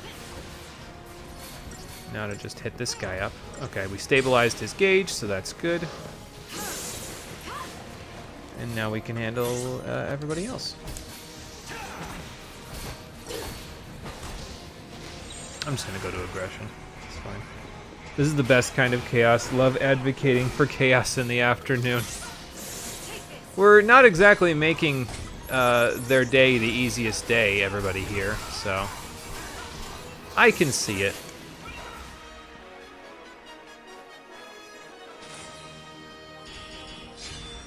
But yeah, it is an absolute clusterfuck here on Cocoon right now. Like, everything is going wrong for all of these people. This is exactly the opposite of what they wanted. And it's not exactly working like it did in the Outer Worlds when... what was the name of that place in the Outer Worlds where everybody didn't work, but they were the richest people in the galaxy, and they benefited off of the backs of all the laborers in the colony? I forget what that place is called, but that place eventually got effectively told they had to work for the better of the colony, and the vast majority of them were appalled by the idea, but were basically forced to get jobs anyway. They didn't have a choice in the matter. If they wanted to live... Oh, hello. Aster Protoflorian palette swap.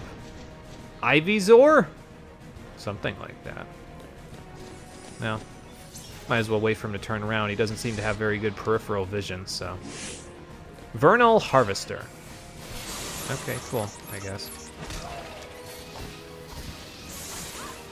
Okay, just build up the bar for one more round, and then we will switch. I think if I remember right, this guy can do some similar stuff to what the other one did, where he can like switch his weakness around and all that other stuff, but nothing that I particularly care about, so...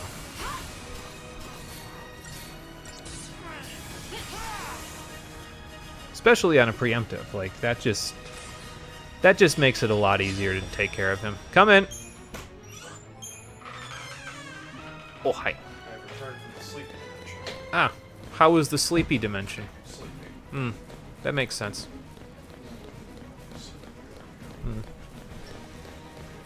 Yeah, like I said, quite a few treasure chests up here, but also palette swaps of those crazy buff ladies from Chapter 9, so that's fun. They're a little easier to kill this time around. I'm still going to use a Sentinel, but they're a little easier to kill this time around. As you can see from the fact that we staggered them in like one round of attacks.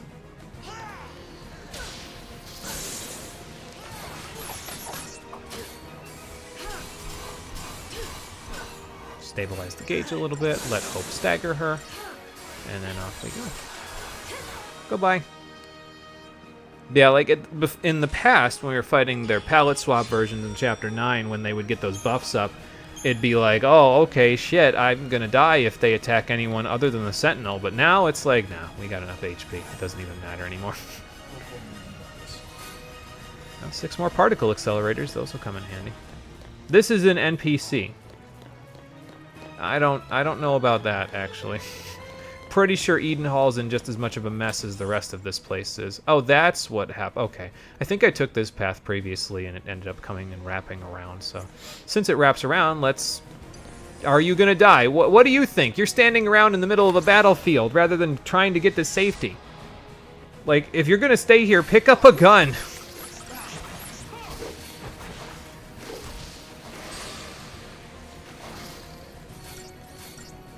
But yeah, so we'll take this path that wraps back around, and once we take this path to the end of its journey, we'll come back, just in case I missed anything. And we'll keep on moving. Just keep building up that CP. Okay, sure, that might protect someone, I guess. Oh, another Libroscope. That's nice. Haven't had to use one of those in a little while, but doesn't hurt to have a few.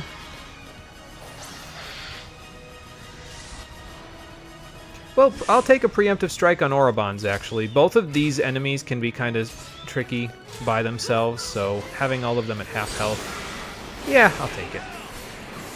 It seems like we're fighting the mana-driving people, though, instead of the Orobons, which seems a little silly, but whatever. They're almost dead, that's the point, so.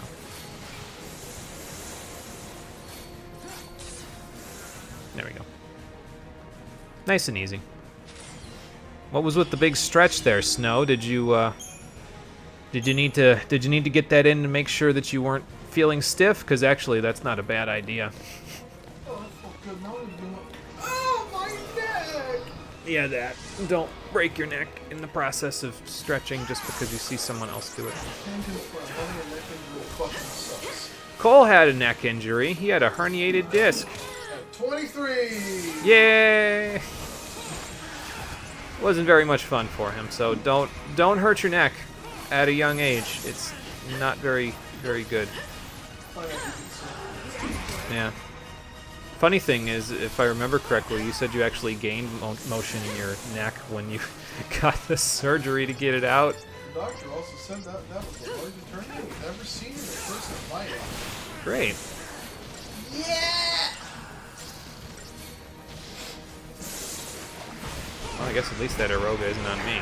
Never mind.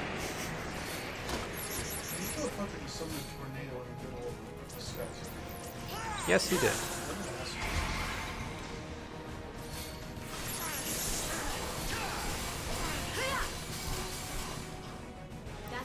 Well, the vampires don't quite go down smooth yet, but smooth enough, especially since our target time is high enough on them to where I don't have to worry about it. So, let's see here. Have we gone here before? Oh, this is where the tyrant was when I went and wrapped around. Okay, well, we can fight him. Why not? Deprotect, de-shell, imperil. I guess this might be one of those situations where Matador comes in handy, because I could wait for him to turn around, I guess. Or... Bhakti, thank you very much. He gave them to me, so I may as well use them. Better that than being impatient about it. One more round of that. And then he'll probably instantly vaporize as soon as we get aggression going, but, you know. You know what, I'm not even going to bother. I'm just going to stick in this. Thunder's doing enough damage. Jesus Christ. Just another battle. We're pretty strong at this point, Cole. That's true. Although I had a specialized setup for the giant turtle, but, you know. Oh, I can actually wrap back into the central section now if I go here, because that just... We can go in here, like across this little bridge right here, and the treasure I'm looking for, I think, is right there, and then we can kind of go up and around there, and then that little thing will wrap to that little thing, and the end of where we're going is right there. So, if that makes any sense. If it doesn't, it's okay. I will guide you to where we're going. It's fine. Especially if I keep getting preemptive strikes. These are making some of these fights a lot less challenging, obviously. I mean, with hitting them in the back and getting them instantly staggered, so yeah, you would think that would definitely make things a lot less challenging. Well, technically we did. Magic isn't a grenade yet. That's Final Fantasy 15, but, you know.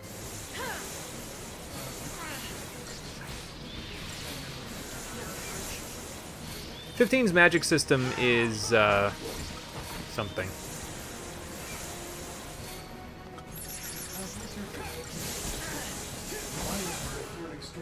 That's what I'm talking about. Several hours brewing materials for me killed my entire fucking party. Yeah, so that we'll get into it when we actually play Final Fantasy 15, but here's a thought. Why does your magic system in Final Fantasy 15 have friendly fire on it? Excuse me. I mean, they are elemental grenades, so obviously, yeah, they're gonna explode and, like, hurt people in the splash, but, like, why would I want to hurt my own party? There is a way around that, though. The way around it is to use the regroup technique, and then that pulls your entire party away from the battlefield, and you can very quickly throw a grenade at the enemies, and then you don't get hurt nearly as much. Unless you use Blizzaga, in which case your whole party gets the frost status ailment anyway, even though they're as far away from the battlefield as they can be. Alright, I'm going to stagger this one as well. And then we'll just aggression and throw Ruin Guns in the middle of the fight. While Snow takes care of the other ones.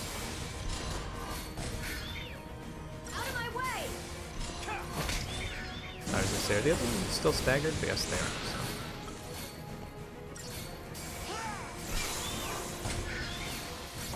Boom. And, oh, you're not dead. Okay. I was gonna say, and goodbye, but they're both on, like, 3 HP, so. Just another battle. Heard Cole, but friendly fire on the magic system? Why? Yeah, that's a fair question, actually. I think it's supposed to be because the magic in 15 is supposed to be really, really powerful. And it is, to be fair, because, like, you can get tier 3 spells right at the beginning of the game if you just go to all of the magic draw points. And because there are draw points on the map like Final Fantasy VIII, except they respawn a little quicker than they do in Final Fantasy VIII. So you can kind of just go to any given draw point on the map and just farm for Fire, Blizzard, or Thunder and get some really powerful spells right off the bat. But they didn't want you to abuse the shit out of those, so they said, okay, well, if you're going to cast Thundaga when your party has 500 HP, you're going to pay for it. So, but again, there's a way around it. You just use the regroup technique, and that just sort of takes care of the problem, because then your party's as far away from all of the crazy magic as they can possibly be. You don't have junction, right? Yeah, no, you don't have to worry about junctioning. That's not in the game, so don't worry about that part. We will play Final Fantasy VIII for the stream, but thankfully junctioning just kind of stays in that game. A lot of the really funky abilities from Final Fantasy XIII's weapon system, though, reappear in the magic system in 15. Like, there's a version of a spell that you can cast in 15 called Expiricast, where if you hit an enemy with it, I don't think it's killing an enemy with it, I think you just have to hit them, and as long as they've been hit by it, when the battle is over with, you get a boost to the experience you get from each fight. You can kind of use that to break the game, though, because you can very easily just, like, level yourself up massively really early with that spell, as long as you don't mind drawing forever and ever. I'm not a big fan of that strat, so we won't see that, but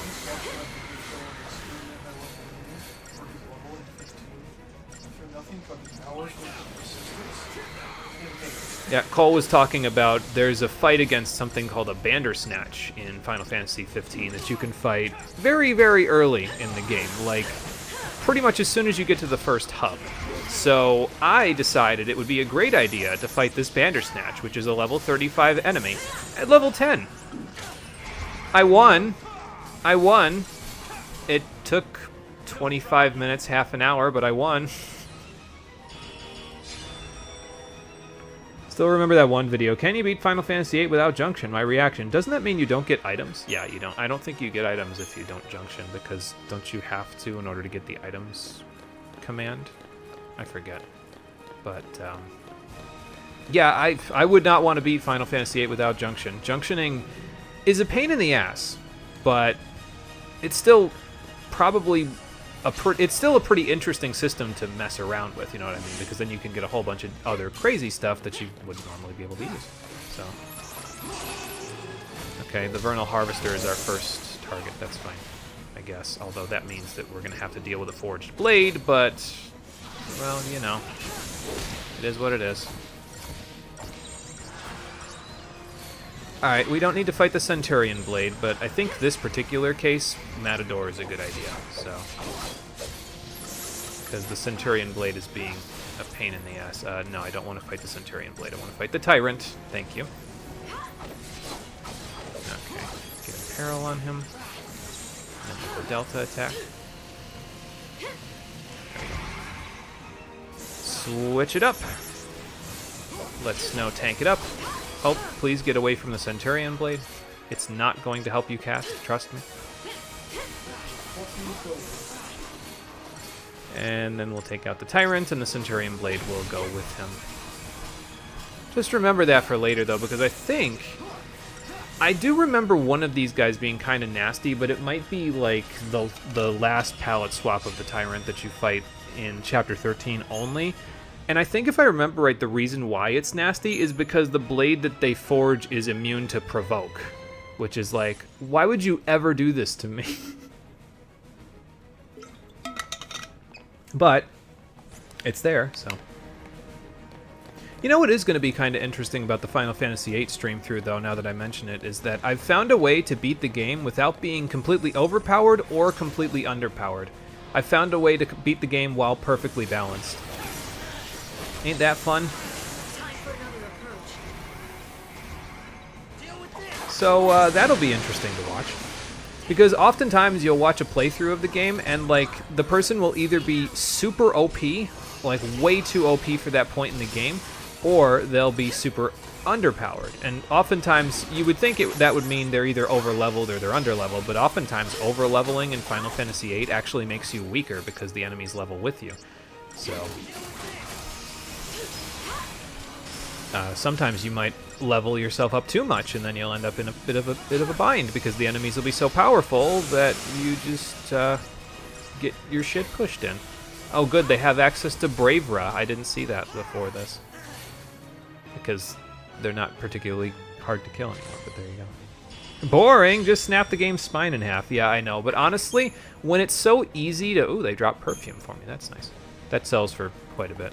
When it's so easy to snap the game's spine in half like that, it isn't very much fun for me. It's like Final Fantasy II, right? Like, you either end up way overpowered or way underpowered, and it depends almost entirely on whether or not you understand the fact that defense is not the best defense in Final Fantasy II. Evasion is. If you understand that, you don't even need to break 1,000 HP and you can beat the game. So I find it more interesting in certain games in the series to try to be level, you know what I mean? Like, rather than super OP or super underpowered. Because, like, you'll look at Final Fantasy II final boss videos and they've got, like, 6,000 HP. What are you doing with all of that? You don't need it. We'll find another way in. There's no time for that. Why is this door locked, anyway? Like, isn't that kind of counterintuitive to Bartandalos' plan of getting us to kill Orphan if he blocks us off? Oh, never mind.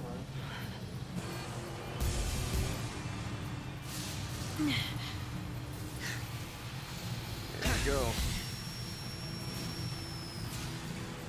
Can't catch a beat, hero. How the hell are you guys still alive? Like, genuine question, because they never mention how these guys live. Where you been? And then they're just back in Chapter 12 like, hey, big guy, what's going on? We lived through the Purge somehow. You're a pulseless sea now, huh? Yeah, that's a bit of a problem. Good times. Real good. Then why didn't you I get some funny looks everywhere I go. Why the hell didn't you come and find us? I was on the run from the law, dude. How am I supposed to come find you? Waiting. Us and the rest of the Purge fugitives. How did you get them to live? They're civilians. Like, you guys at least have names, but... Those Pulse Fal'Cie sure know how to pick them. Yeah. Out of all the idiots in the world, they choose this one. Wah, wah. Hey, now wait just a minute here. Apparently, it's Dogpile on Snow Day. Nora, how the fuck? Don't understand the game system. Have guy with 9,999 HP and everyone else at 4K or less. Yeah. Guy ends up with a lot of HP. Don't you worry. Especially if you equip him with his ultimate weapon, if you decide, like if you're playing the PSP version and you go through the Arcane Labyrinth. Hi, his name is Hope. Hasn't been introduced to you guys yet. What's our motto? Fal'Cie, no match for Nora! I'm pretty sure if you guys go up against the Fal'Cie, you'll die. So maybe don't do that. But yeah, if you end up with 99 stamina at any point in Final Fantasy II, you end up with a crap ton of HP. Just an absolutely absurd amount. I'm trying to remember the last time my stamina went over 30 in Final Fantasy II. It's been a while. Well, Soul of Rebirth it does, but that's because the weapons that you get give you plus 99 stamina, so... That'll make the difference, yeah. Yours was dual-wielding axes. He had maxed HP because the final dungeon hurts. Yeah, that's the lack of evasion coming back and haunting you, yeah.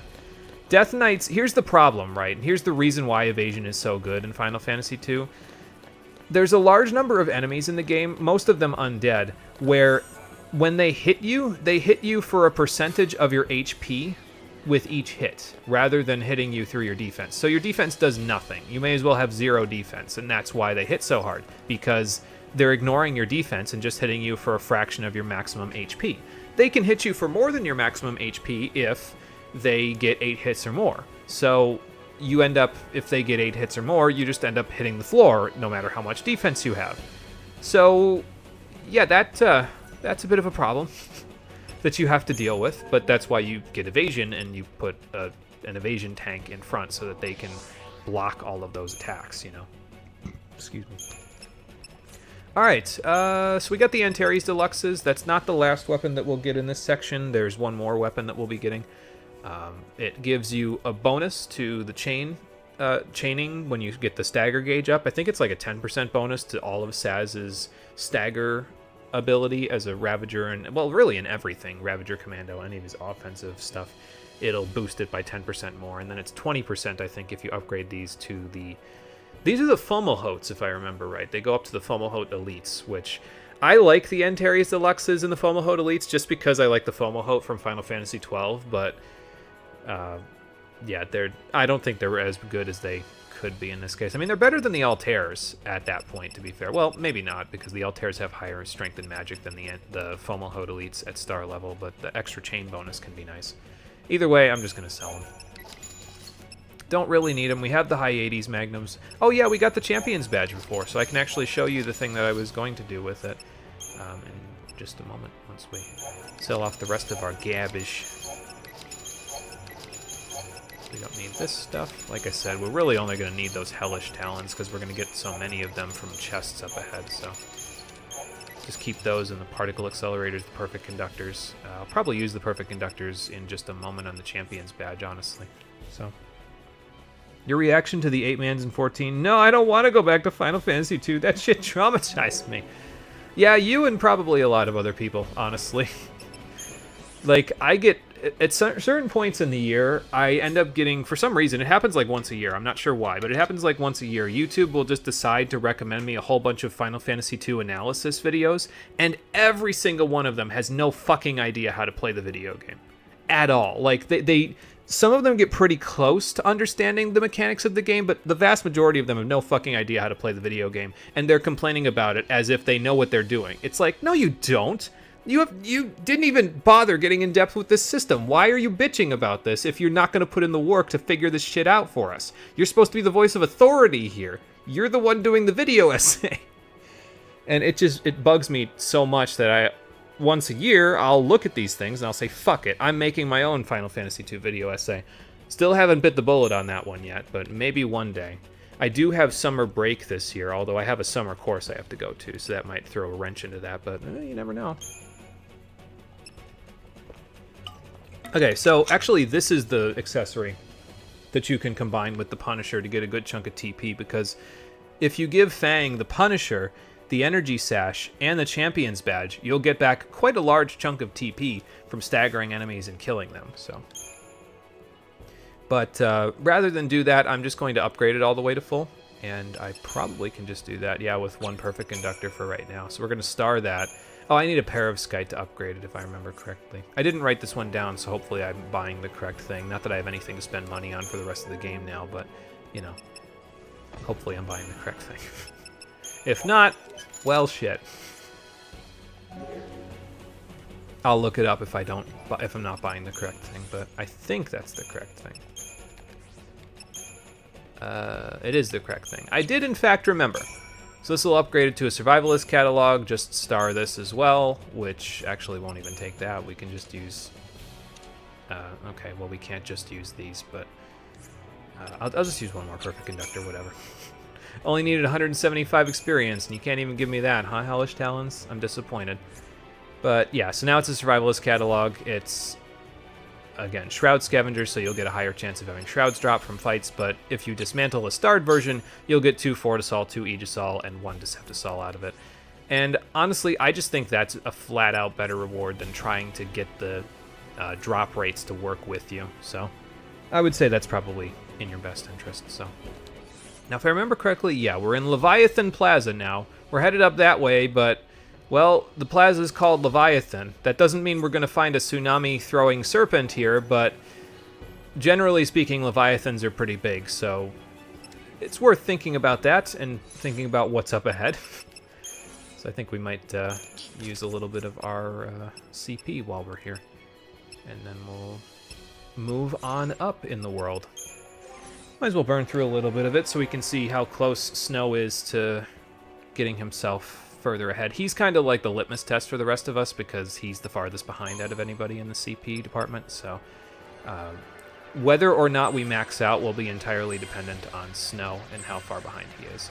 I think we will, though, because Lightning is finished with 2 out of her 3 now, and she's still got CP to spare, so... And we're also going to get an infusion of like 100,000 CP from the final boss of this chapter, so... I'm not really particularly concerned, but we probably won't be all the way maxed out on everybody until probably late into Chapter 13, like at least halfway through.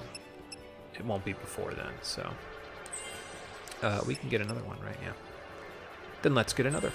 Sir, I'll have another.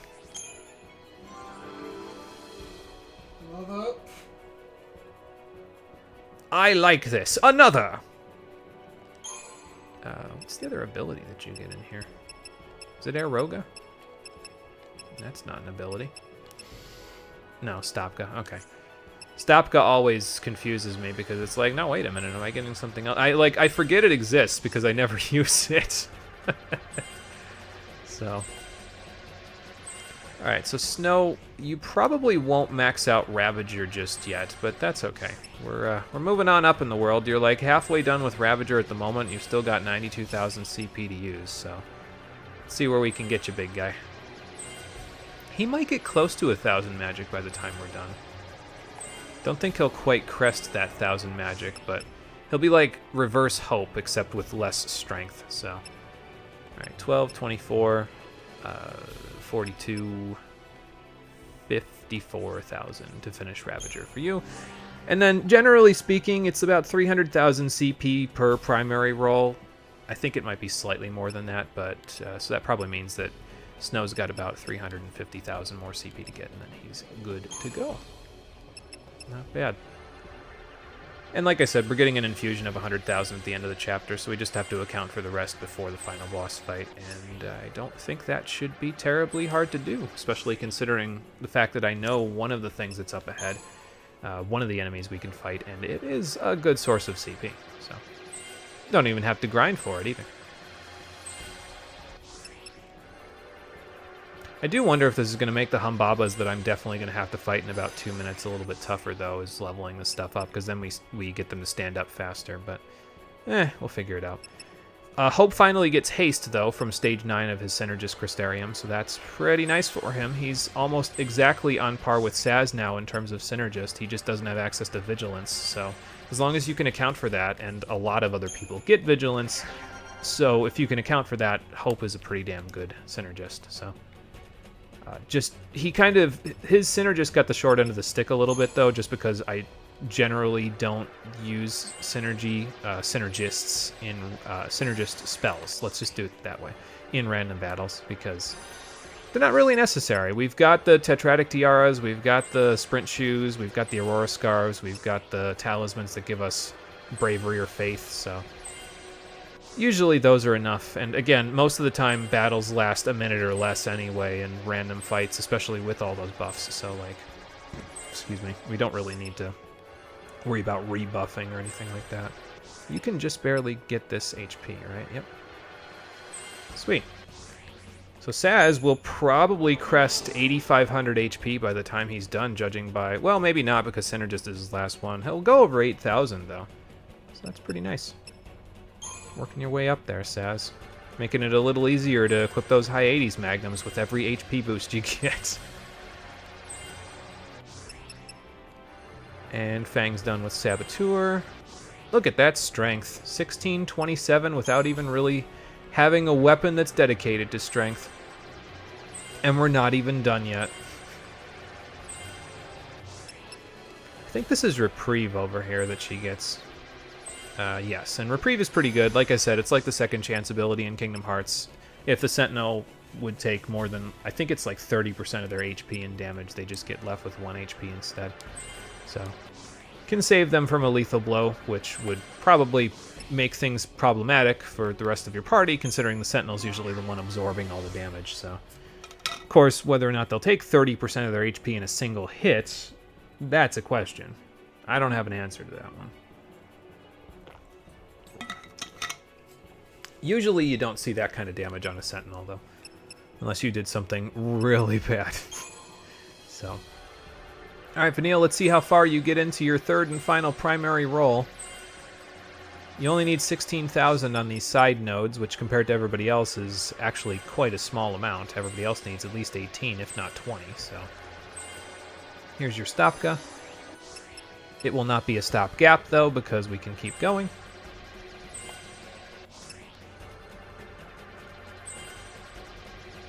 Quite a bit of HP out of this, too, but I suppose it's medic, so, like, you're gonna get HP. So, okay, so a couple nodes there. A few more nodes here, and you are done. Probably get there by the end of the chapter, because she'll need the CP from the rest of the chapter, plus the boss in order to get there. But I don't know, I think we're in pretty good shape. I think we've got a pretty solid amount of, we've gotten a pretty solid amount of CP, and with the little infusion that we got from the missions that I demonstrated the grinding method for, we should be pretty good. If you do manage to max out all your primary roles and you've done everything you want to do in the secondary roles, I'd recommend just kind of banking the CP. Again, you can keep up to 999,999 of it, so as long as you're not going over that, you should be in good shape. Is that 2 Humbabas? Oh, man. Oh, I don't think he saw me. We might be okay. We are not okay. I'll be back. I'm not facing down 2 behemoths at the same time. No, thank you. Since we are not okay, Decepticol a go-go. I did just get one, so we might as well use it, you know. If we could just take one of these guys out without having to really deal with all the problematic bullshit, it should be fine. So.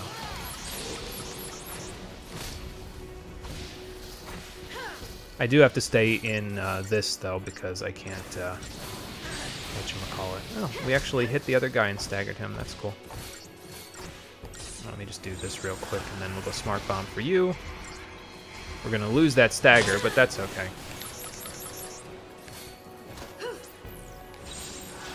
As a matter of fact, I'm going to go Matador.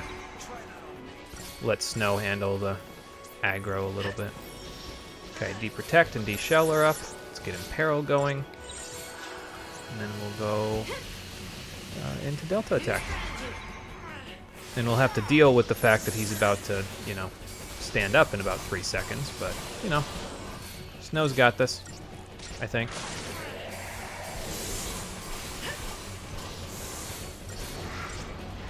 Lightning, maybe don't stand... Yeah, that's what I'm talking about right there. Like, what are you supposed to do against that? That was 2 Aerogas and a Sunder right in a row. If that was anything other than a Sentinel, we would have been fucking dead. Oh, I need to get the debuffs back up on him. Alright, hang on. I'll do that in a sec. Looks like he burned through a lot of his energy, though, because he's kind of taking it easy on us now, so... To be fair, I don't have haste up anymore, so... Maybe this is one of those situations where you'd want to have hope on Synergist. I think at this point we should be able to get him, so I'm just going to go aggression and hope he doesn't slam jam everybody in the face too much. Okay, well, Sunder would have really hurt, but it's okay, we got him. It's funny, though, because even with the preemptive strike, look at the target time versus the battle duration. Basically, the target time that they put up for the behemoths is based on the idea that you don't let them stand up. And sometimes that's easier said than done. Especially in this case with the Humbabas. We're just strong enough at this point to where it becomes difficult to do that, so... Alright, I'm going to try not to burn through all my Decepticol here. Let's just wait for this Juggernaut to turn around and then see if we can sneak up behind him. He's a big guy, but he doesn't really have very much peripheral vision, so that should help us out a little bit. Get this going. I was going to say, send him skyward, Snow, but if you don't, I guess that's fine for now, because we'll just do it in a second. Okay, there he goes. I was going to say, Snow, you can get him up in the air anytime, man. Whenever you get the chance. Yeah, let's get all this stuff on him, and then we'll go to aggression. Oh, I got Imperil after all. Nice.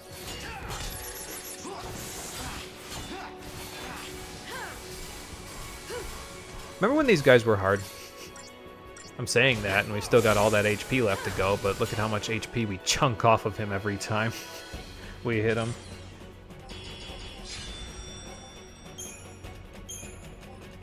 And, you know, thinking about it, you could probably also just summon in some of these fights, because, like, the summons right now are pretty ridiculous. Like, I can even show you. Let's take a look at Odin real quick. Yeah, he has over 2,000 strength now. He has 2283 on the strength, which makes it so that if you get the bar up to 999%, you can basically Zantetsuken something from... I forget exactly how much it is. I know at absolute maximum he can Zantetsuken something from 1.6 million HP. Not quite the case yet, but it's probably like about half that, honestly. So... Oh, right, water. He's immune to water. That's okay. He's up in the air now, so that's the important part. Alright. Wait for Snow to kick. Keep him there. So yeah, if you can get a preemptive strike on Humbabas, they're fine. No problem whatsoever, but, like, if you don't, good luck. You're probably not getting a 5-star. Alright, Juggernaut, go ahead and turn around for me. I mean, I guess I can just crawl around behind you like a sneaking house rat. Never mind. I'll go over here. False alarm. This statement is true. I am no threat to you. Good, he bought it.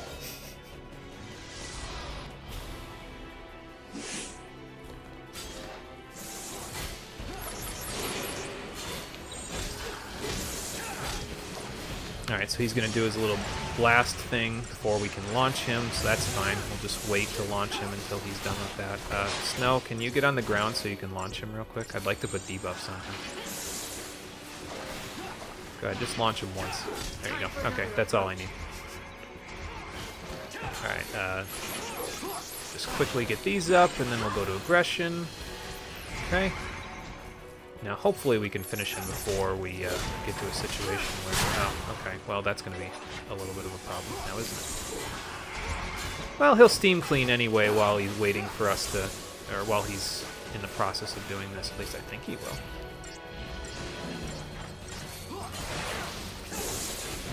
I mean, I guess I can renew. I don't really care, but steam clean is really the only thing that I need him to do anyway.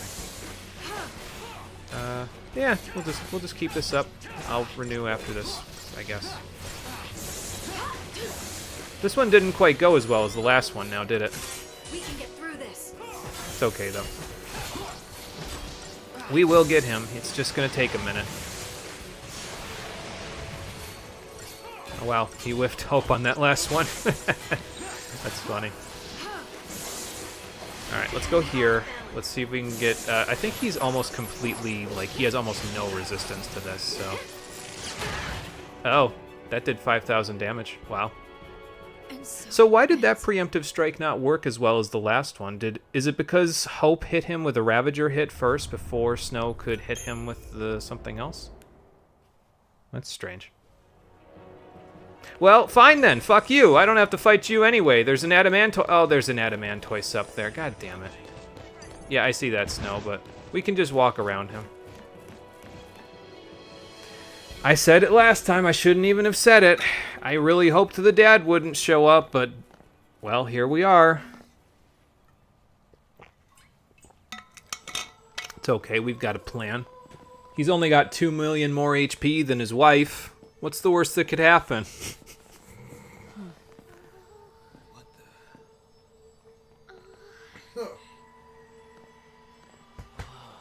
Maybe sit up a little bit so you don't have phlegm. What's with the crystal glass pieces? What is this stuff? White phosphorus. Yeah, that would not be good. Well, it's coming off of the dead bodies, so maybe their pyreflies are going back to the far plane? Some sort of crystal? No, wait, that's the last game these guys developed. Is Cocoon falling apart already? I mean, yeah, look at all the dead people. Maybe Orphan's having trouble holding things together with all this fighting going on. The clamor of this conflict rouses the Maker. Oh. He can project himself to be larger than he actually is. Stop this ruckus soon enough. It's funny, this projection almost matches the size of your ego. Charge. Filled with righteousness, they will slaughter orphan in the name of freedom. Your only recourse will be to deliver them death, swift and certain. You ever think about the fact that this entire plan would never work if Lightning had just kept her Guardian Core earpiece so she could get on the phone with the cavalry? Because, like, she'd have their frequency. I shall savor the demise of Cocoon from atop the highest seat in all of Eden. Well, thanks for telling me where to find you. Belong to the heart of our grand capital. Your loved ones miss you so. Oh. Good. Come, let's see. Fulfill your destiny. So I suppose that little line was supposed to say, hey, yeah, so I kidnapped Daj and Sarah, so fuck you. Destiny. We'll decide our own destiny. And maybe he kidnapped Hope's dad, too? Dead body. I guess there's only one way to find out.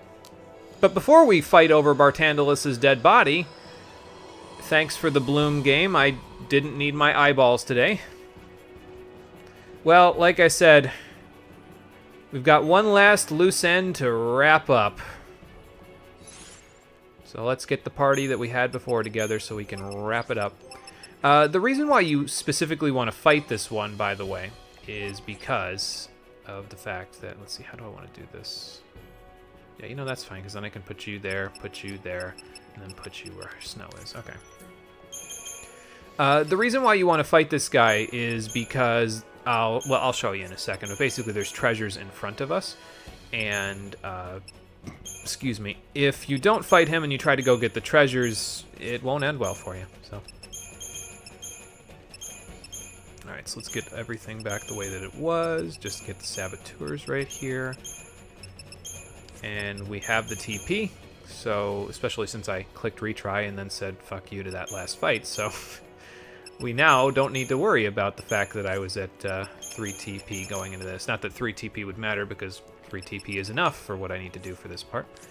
So, alright, Saz, let's get these Hyades Magnums and put them through their paces one last time. We don't really need any of this stuff, so... And then take that off for now. We'll give you one of the Aurora Scarves. We got to get one for Fang as well, so we'll get that in a second. But yeah, just the same equipment that we had previously. Just, again, in case you want to use this as a method of getting a whole bunch of stuff. Like if you want to put the Collector's Catalog, the Connoisseur's Catalog, the, whatchamacallit, the Growth Egg on. I'm trying to make it so that way you can just kind of... You don't have to worry about not having room for it, you know. I think I'll equip the Genji Glove, though, since I've still got it, and we don't really need the Tetratic Tiaras since we're not fighting anything in the interim. Like, we're not doing a run back to try to get this guy to respawn. I think we can just equip that stuff, so... Alright, but we're all set and ready to go, so we'll see if we can handle Big Daddy, just like we did the kid and the mama. If you don't kill him, though, there's 2 treasure chests in front of us over here. And if you walk there to try to get them without killing him, he'll break the floor, and you'll... I think you might be able to get one of them, but you definitely won't get both, so... Alright, run it back one last time. 2 million more HP. The question is, does it matter? Let's find out. You have no idea how upset I would have been if he did the summon animation there and I saw that I forgot to equip the Hyades Magnums. I'd have been like, okay, fuck, I guess we're retrying. Oh, look, there's a 13 on the side of the building there. Alright, so same as before, get haste up on Saz. Switch him over to Infiltration. Now, the difference between the Adamantoise and the Adamantortoise, well, first of all, we don't want to do that, we want to do Imperil first, is that it has a higher stagger threshold than the Adamantortoise. So he needs 500% in order to be staggered. And believe it or not, that actually works in our favor. I'll explain that in a minute once we actually get all this stuff up on him. But basically, because he has such a high stagger threshold, it means that you won't have to hurry as much to blitz him to death, because you'll get the buffs done basically almost exactly when Fang and Lightning get him staggered the rest of the way. So... no, I won't switch just yet. I'll just do this real quick and then get a couple of these off, and then we'll switch. Alright, we'll switch now, because I'm a little behind, so... do this. Brynhilder's out, that's fine. Fire Faith. Get these on her before she casts a Rise on me. Repeat. And give it to Fang. Give it to Lightning. Whenever you're ready, Saz. There you go. And then give them each haste. But yeah, see how they're still not, they still don't quite have them staggered. Now we're still on a timer. This guy still needs to be killed before 55 seconds pass. But yeah, he just staggered now, so. And then same thing, just go on blast. Let them get daze and everything on them, and then just load up your blitzes and go to town. With the Genji glove equipped with daze going in the background as well, we should hit out for over 100,000 damage on a few of these shots, so. Alright, keep going. We're going to need a little bit more to get him than we did previously, but yeah, as you can see, it doesn't matter if he's got 2 million more HP. Yeah, you only need to switch a little bit more to kill him, so. Oh, good. Thank you. Another platinum ingot to add to my collection. I'm 2 for 4 now. 50% ain't bad. Why do I have this luck? What did I do? Okay, so anyway. Put everybody back the way they were. Give everybody back their accessories. Get my Paradigm deck back the way that it was, and then we'll move right along. But because we killed that guy and got 40,000 more CP, we can kind of afford to not fight a few things going forward here, especially since I think we're doing pretty damn good on a lot of our stuff. Although I think in the next room, the Humbabas that are in the next room are by themselves. They're not in like a party of 2 or something in the same fight, so that should make it a little bit easier to deal with anyway. Okay, so Sprint Shoes, Blessed Talisman, Tetratic Tiara. You've still got all your stuff. You just are missing your Aurora Scarf. Poor Hope. And then Saz, General's Belt, which is bracelets. You can keep the Whistle Wind. Oh, I gotta take the high 80s off. You don't quite have enough HP to survive a lot of the other stuff I'm gonna need you to fight later on, so yeah, let's take that off. Okay, but you're good, and you're good. And actually, I might want the Whistle Wind Scarf on Fang, but it depends on what I'm gonna have the boss killing party do later on. I don't quite remember, so. I do remember that one of the bosses in Chapter 13, I'm going to want Fang to be party leader, but we're not even there yet, so I'm not even going to worry about it, you know. Okay, but anyway, we got a platinum ingot. Let's sell that for a quick bit of extra cash. I believe if you save and reload, you can actually respawn that adamant twice, and then you can just kill him over and over again. If you need the TP, well, we've got an extra Ether Sol, but there's also a whole bunch of enemies in the room up ahead of us, including a whole bunch of human soldiers that go down fairly easily, so you can use that to get your TP back and then just come back here, save, reload, and you can use this as a method of getting a bunch of money together if you don't mind killing adamantoises without a guaranteed gil supply and just hanging out in the back for you. I prefer doing Mission 63 because I think it's a little bit more consistent killing the adamant tortoise. It's like 100% consistent the way that I showed you there. There's almost nothing that can go wrong.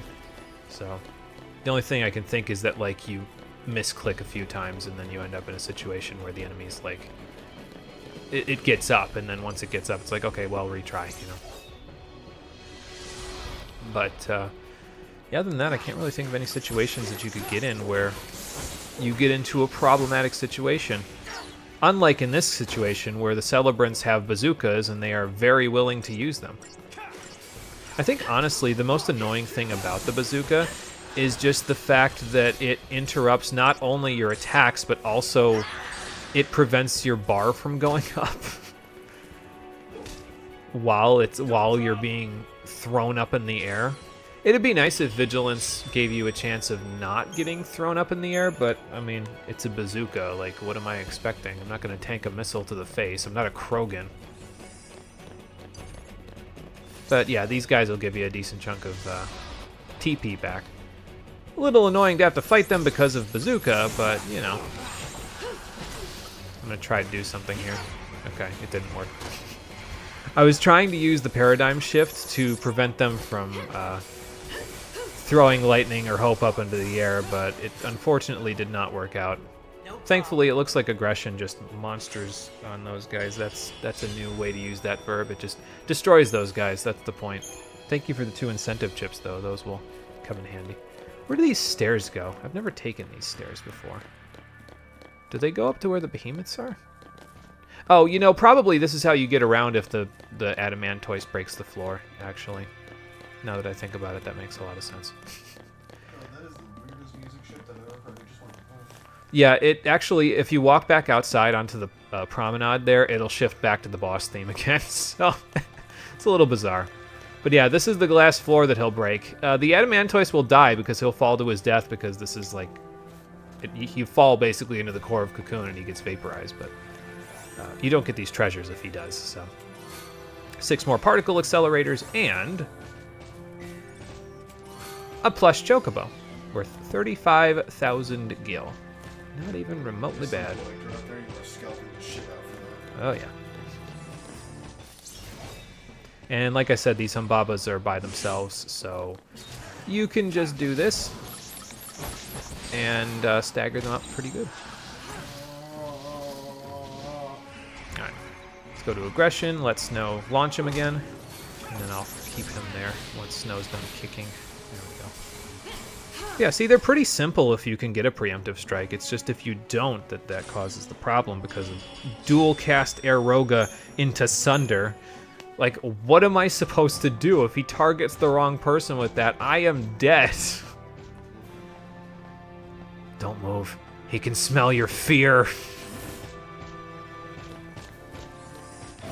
Yeah, I don't know. It seems like the Humbabas have a larger blind spot on their back than some of the behemoths that we've fought previously.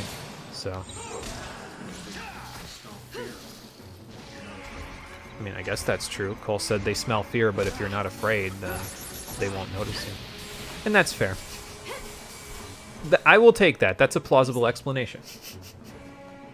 Do you want to move over here, by the way? No. All right. I'm very much so in a I don't want to do damn thing. Fair enough. You know, this nice warm-ass blanket. You know, the non-heated blanket.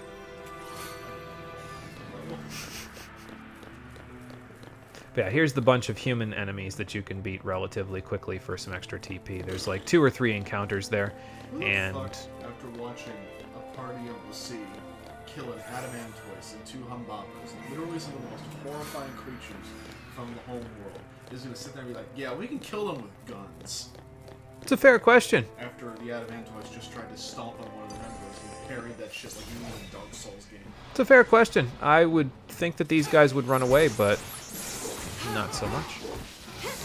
Well, there are 2 bazooka guys now, so that's fun.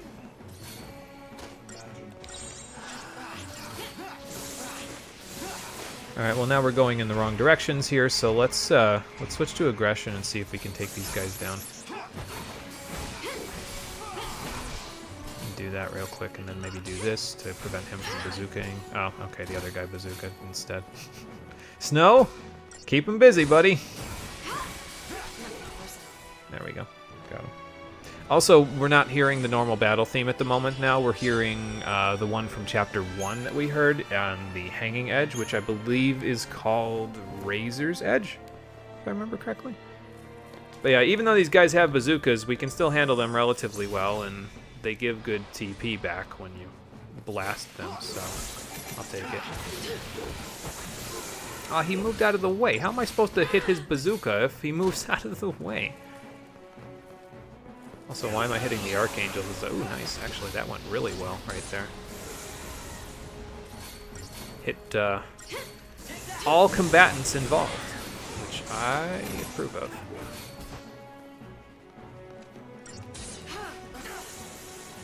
Okay, well, that wasn't quite what I was hoping would happen. I was kind of hoping that I would be able to, like, hit him before he bazookaed Hope in the face again, but what can you do, right? I'll take the incentive chips, though. Those are nice. How much money do we have now, anyway? Oh, we're almost breaking 800,000 again. Nice. Put it all towards that adamant bangle we'll be getting. By the way, if you want to fight the adamantoise again, this is probably the part where you turn around and go back to the save point, save it, and then fight him again, get your TP back, turn around, save point, fight him again. So it's a good little loop that you can do, but I think once you go through this door, you can't come back until...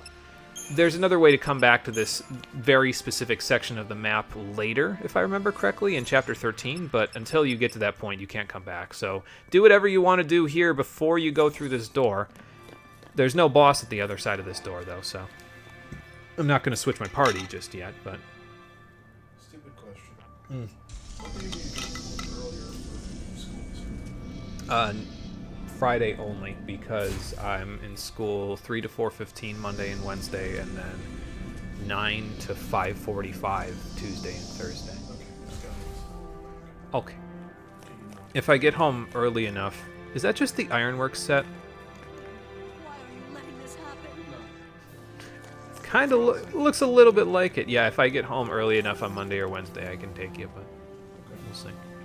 Oh, before I save here, actually, if we go ahead of this a little bit...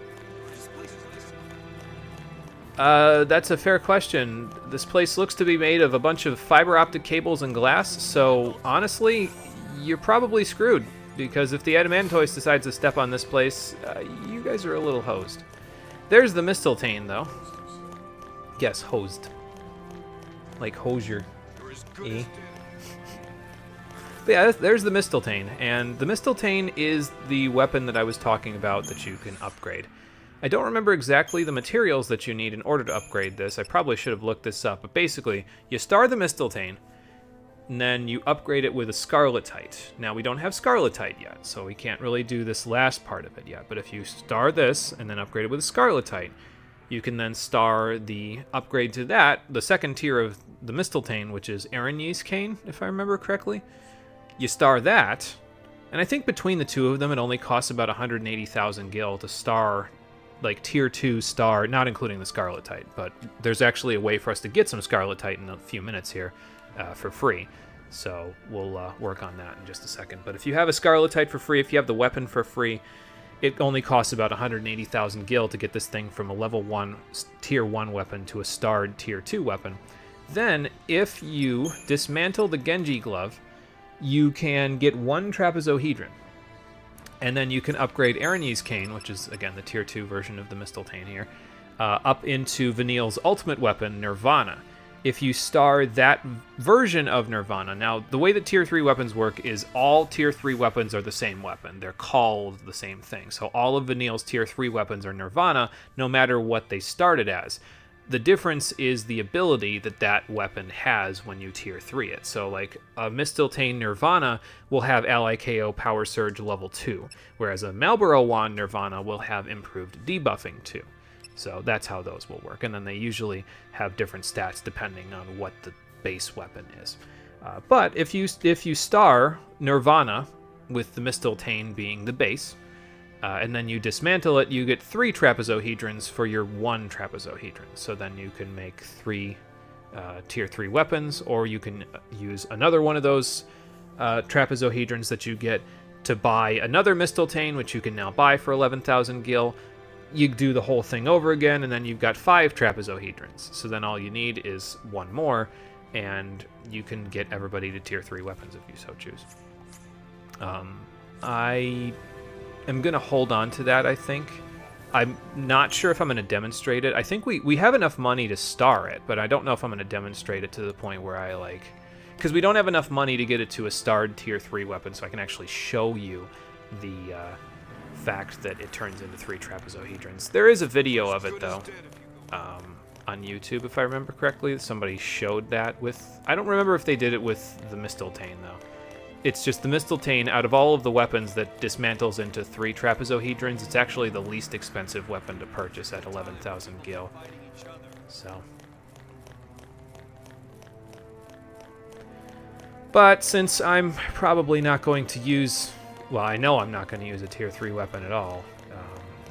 Yeah, I don't know. I don't know what I'm going to do with that Genji glove just yet. I might hold on to it because it's always has some use if, you know, we're in a situation where we can blitz stuff. And it's useful in the post-game, just because then you can break the damage limit with stuff like Sovereign Fist, or High Wind, or Death. But, It's incredible. yeah, I don't know. I'll figure it out. That's where Eden sits. controlling all of the other Cocoon Fal'Cie. It's also where we'll find Orphan, the battery that keeps Eden running. Did you learn about this on a school field trip, Hope? Or Your usual plan. Charge in through the front door. What else? oh, well, you know what? That Where are you going? has had marginal success for us in the past. So, sure, why break what isn't fixed, or why fix what isn't broken? Right. Mhm.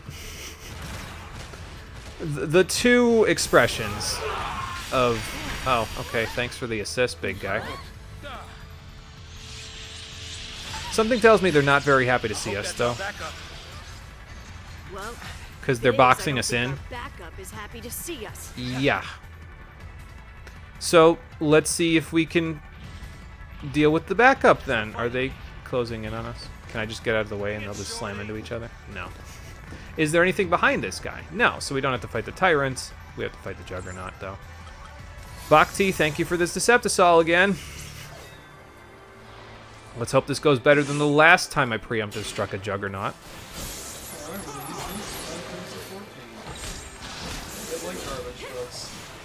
Alright, so here's what I'm going to do. I'm just going to go straight to Smart Bomb and get Deep Protect, D-Shell, and Imperil up. I'm not even going to bother. We'll just... because he isn't going to Steam Clean yet. So we'll just leave those up, and then we'll go Relentless Assault and let Snow launch him. There we go. Leave him up there for a second. And then go here. And we should be able to finish him off. So, yeah, for sure.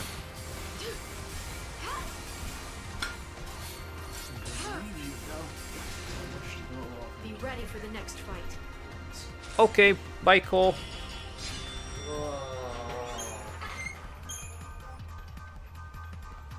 So yeah, I'll just keep that in mind for the next time, because it is far easier to just go straight into Smart Bomb and not even worry about launching him until you get the debuffs on him.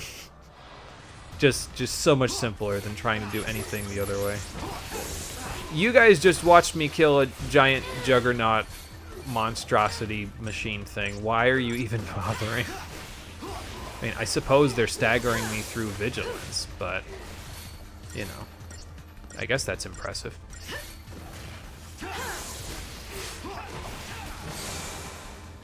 Either way, goodbye. It just feels like we're causing just wanton destruction, though, as we go through this place. Like, most of these guys probably didn't need to die, but are they going to stop for us? No, probably not. Alright, is this 3 of the ladies and then Bazooka guy? I don't know, but I'm going to have Snow go into a Sentinel anyway, just to make sure. No, it's not Bazooka guy. It's the one that can hit me through Vigilance, so...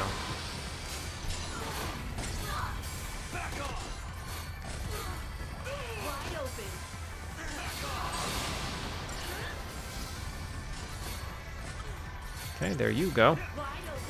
Off to the great beyond.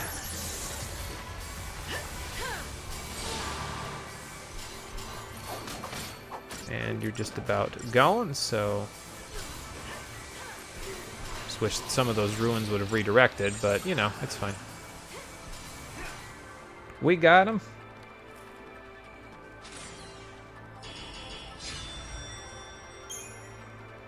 Oh good, more perfume. Don't even need the collector's catalog equipped for that, although I think that's actually the rare drop now that I think about it. It is a common drop for an enemy that we're going to be fighting in a few minutes, but we're not quite there yet, so...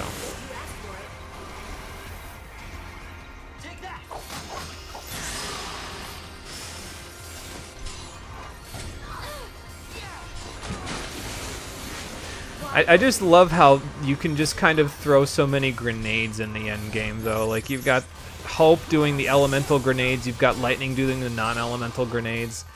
It's just silly fun. There's just a whole ton of explosions.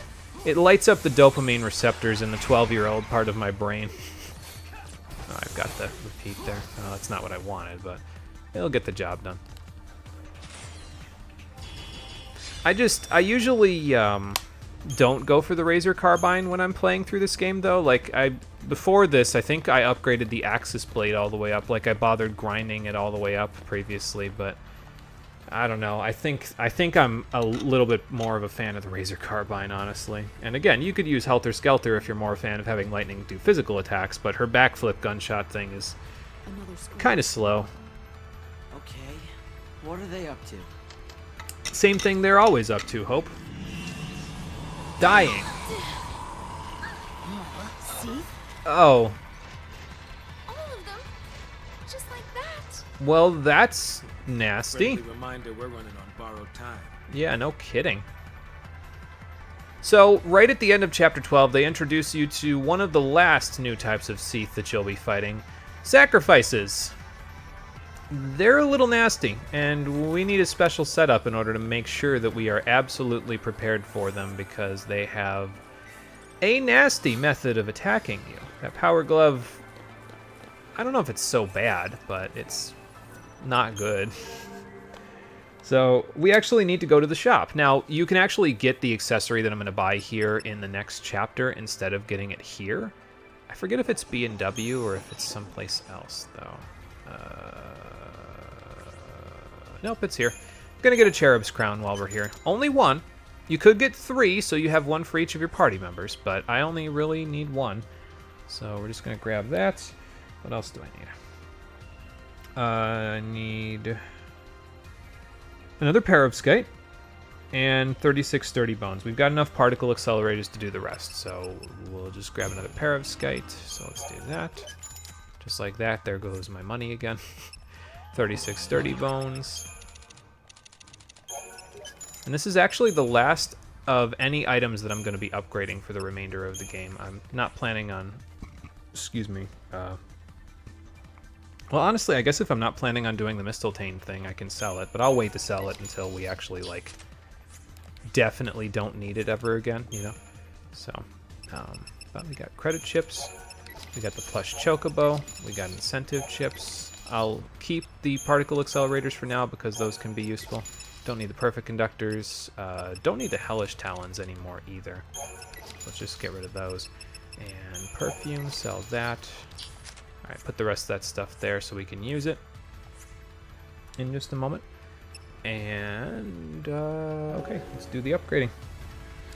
So, the Cherub's Crown resists instant death, and sacrifices are one of the 2 enemies in the game, along with the final boss, that can actually use instant death on you. They literally use the death spell on you.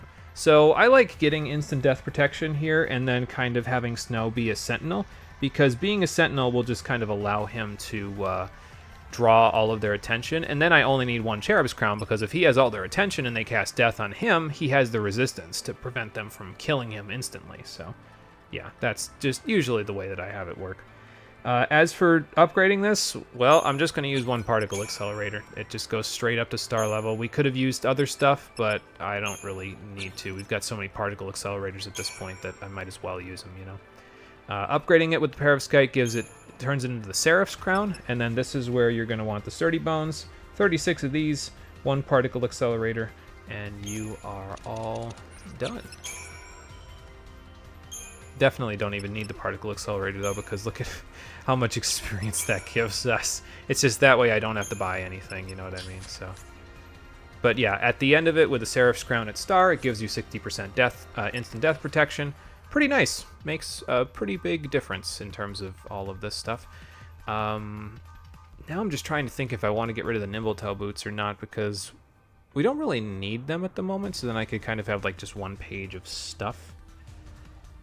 I'm just trying to think if I want Lightning to actually use them or not. I mean, I guess I could just get rid of one of the Whistlewind scarves since I'm not using it anymore. I'm using the sprint shoes. I was going to keep it so that, like, Saz could use it in the post-game, but I suppose if I'm not really going to need him to, then I may as well get rid of it, you know.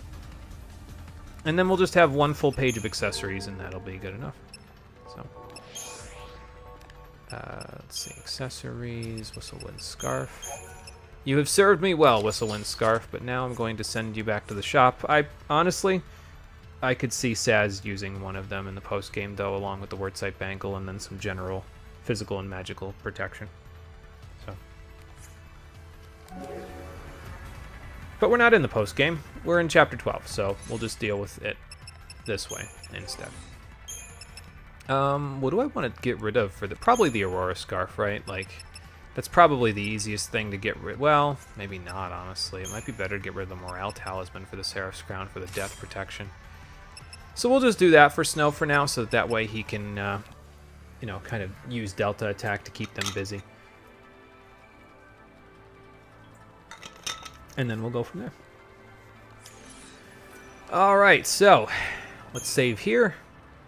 I love how I'm like loading up on this, but for the instant death protection just to be sure, but like it's not even that huge of a deal. Like just like Vanille, these guys only have a base 1% chance of actually hitting you with instant death when they use the death skill. And honestly, if we get preemptive strikes, it won't even matter because they'll be dead before it becomes a problem. So now whether we get preemptive strikes is another question entirely, but you don't really need them for these guys, but I don't know. I think it can be kind of nice to have. So the main problem with them is that they'll cast the Anathema skill on you, and Anathema inflicts a lot of nasty status ailments on you if you don't resist them. As you can see, they got Imperil on Hope, got Imperil on Lightning as well, but basically what they do with Anathema is Anathema allows them to get whatchamacallit, all those status ailments on you, because the status ailments increase the likelihood that death will actually hit. So, okay, well, let's go to Matador instead. But yeah, like I said before, we can kind of just have Snow tank the stuff up and then go to town on them and kill them that way. Probably when there's just one of them, you don't need to worry as much about it, but yeah, there you go. Probably had that already, honestly, but that's okay. And just kind of take them down one at a time. They're not too bad to deal with, but their common drop is Perfume. Their rare drop is Scarletite, so if you get a Scarletite from them, you can get it for free, and that, again, helps out with the whole Mistletoe thing, so you can turn one Trapezohedron into 3. But that's something that we don't really have at the moment, so until we get the Scarletite, I'm not really super concerned about it. We'll worry about it later. So. Now, the nice thing about having the Tetratic Tiaras, though, is that it kind of allows you to avoid a lot of the problems that Anathema can cause, or at least a decent chunk of them, because of the fact that you have, whatchamacallit, you have Veil on yourself, so that kind of helps a little bit, I guess. I'll wait for that. Looks like it missed most of it, so. Deprotect and de-shell if we can. Okay, there we go. Get Imperil. And there's Death. Now, Death will still deal a decent chunk of damage even if they don't get Death on you. But the damage we can deal with. It's the instant death part that can become problematic, because if they do that on your party leader, well, you're going to have to retry that fight. So, either way, though, we've kind of got things handled at the moment. We just got to take care of the other guys here. With the preemptive strike, though, we might not even need Sentinel. It just kind of depends on what we're fighting first here. I think we're fighting, yeah, that guy, so we will need Sentinel. That's unfortunate, but we'll deal with it. Oh, good, they're trying to Anathema the Vernal Harvester for us. That's kind of funny. Snow, are you okay up there? Alright. Let's go to Matador, let him get their attention. Thankfully, I don't think that they have very much resistance to provoke, so that is kind of helpful, I suppose.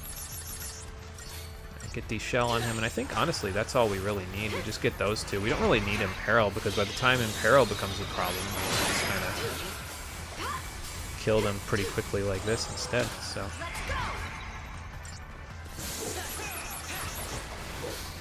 So yeah, just get de-protect and de-shell, especially since they're lower on HP like this. Like, that definitely helps, so. That's what Death looks like, by the way. I'm probably never going to cast it on screen, so in case you wanted to see it, there you go. But yeah, with the Seraph's Crown equipped, we should, and Veil from Tetratic Tiaras, we should basically never get deathed.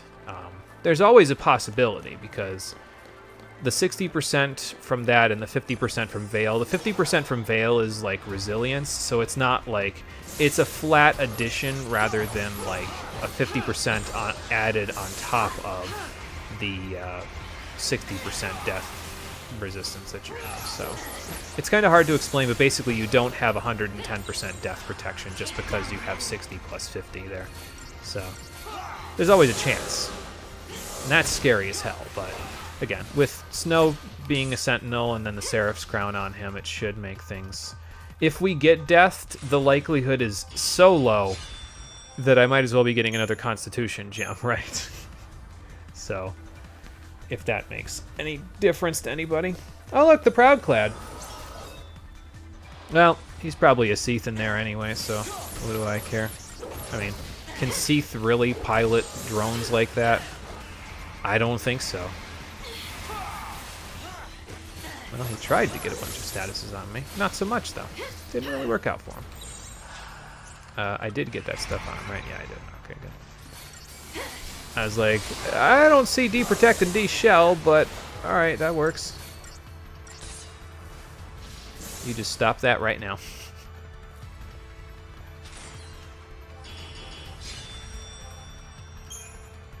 Okay, there's the rare drop. There's a Scarletite for you. If you don't get it on this roll, you could always go back to the save point and then save and reload, and that'll respawn these guys. But if you're looking to fight sacrifices en masse, there's a better method of doing it in Chapter 13 that I'll show off.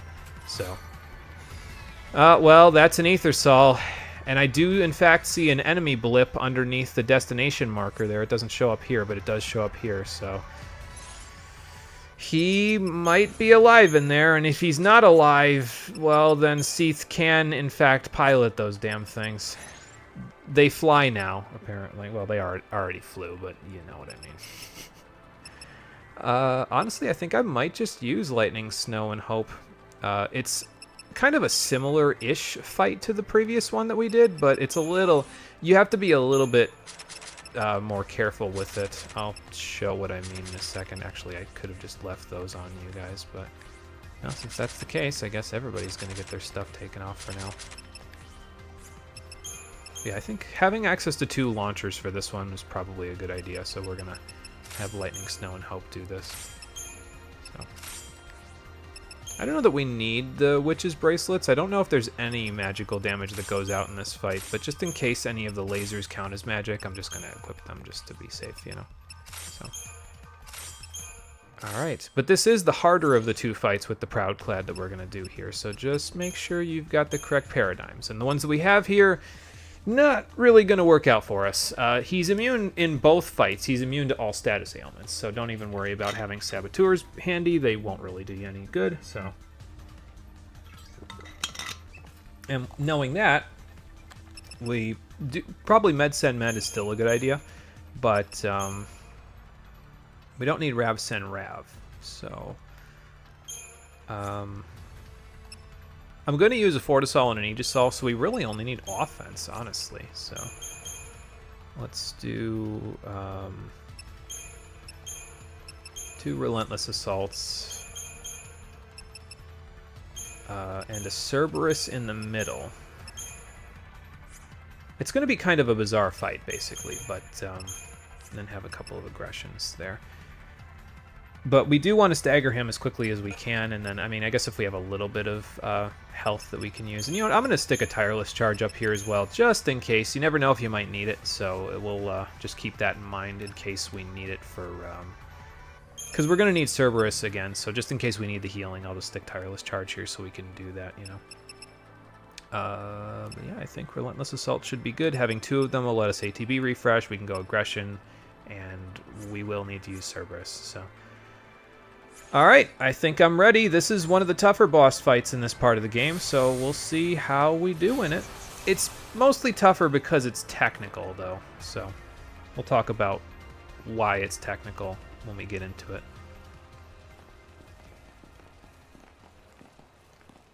They really trashed that thing, didn't they? Looks can be deceiving, though. Looks like no one was spared. You just had to say something, didn't you, Saz? Well, if he's a Seath, He really wants us dead. he has muscle memory. Somehow. I would think all of his ligaments would have turned to crystal, but apparently not. So we gotta fight the Proudclad again. And now he's in his annihilation mode to start the fight, so that's fun. So he'll start with using Muon Blaster. He's only got 150% stagger resistance though, so... And staggering him this time is actually something you should do. So I would definitely recommend doing so. Launching him, he's got a little bit of... It's a little bit weird. Like, sometimes he'll get launched and sometimes he won't. So it's kind of tricky. But we'll do the best we can against him, so... You want to try to launch him if you can, and since Snow isn't, I'm going to try to do it myself. Okay, there he goes. There we go. Got him. All right. Now, Snow, just keep him up there. And we'll blast him with Ruin. Back to Relentless Assault. See if Snow can get a smite off, maybe. And I'm going to go back to Aggression, actually, and get a little bit of extra damage off. I think he's in range now, though, where... yeah, there we go. Get the smite off. So now, once he gets smited, he's going to deactivate his limiters. And what that does is it fully heals him and gives him permanent buffs and debuffs. So, little tricky, but he now has permanent D-Protect and D-Shell, which makes it a little easier to deal... Okay, maybe... No, never mind, that's me. I thought that was him. I was like, wait, why did he get Protect and Shell all of a sudden? It's because it's me. He is not currently in... This is a little bit weird. Okay, there we go. He's in aerial defense mode now. When he switches to aerial defense mode, don't stagger him. Just go to Cerberus and just kind of smack him in the face until he gets out of aerial defense mode. Because again, if you stagger him in aerial defense mode, he's charging, but don't even worry about that. That's just for annihilation mode, which is the ground mode. If you stagger him in aerial mode, he'll use retaliatory strike once he gets done with his stagger, which is problematic. So just deal damage to him with Cerberus while you're waiting for him to decide to come down from his cloud. And then once he comes down from his cloud with annihilation mode, switch to Relentless Assault and start smacking him in the face again. I might go to Tireless Charge here. Yeah, I'm going to go to Tireless Charge just so Hope can get a Kiraja off real quick, or a Kira. Just so he can top us off a little bit while we wait for him to come off his cloud.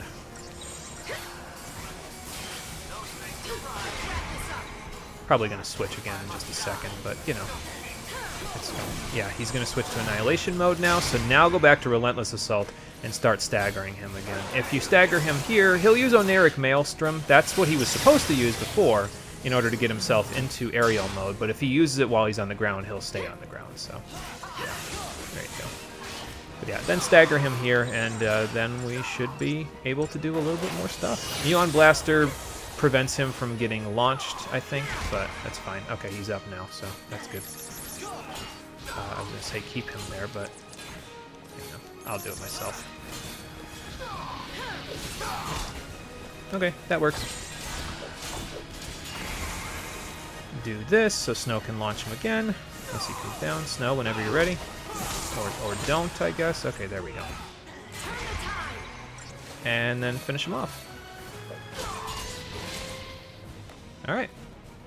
So that's actually a pretty tough fight if you don't do what I just did, where you kind of basically just hold off on your staggering when he's in aerial mode, and it'll make it a lot easier to micromanage him, you know what I mean? So, but with that being said, he's defeated. We've got 100,000 extra CP in our pocket. He gives us a Royal Armlet and the final shop in the game, Eden Pharmaceuticals.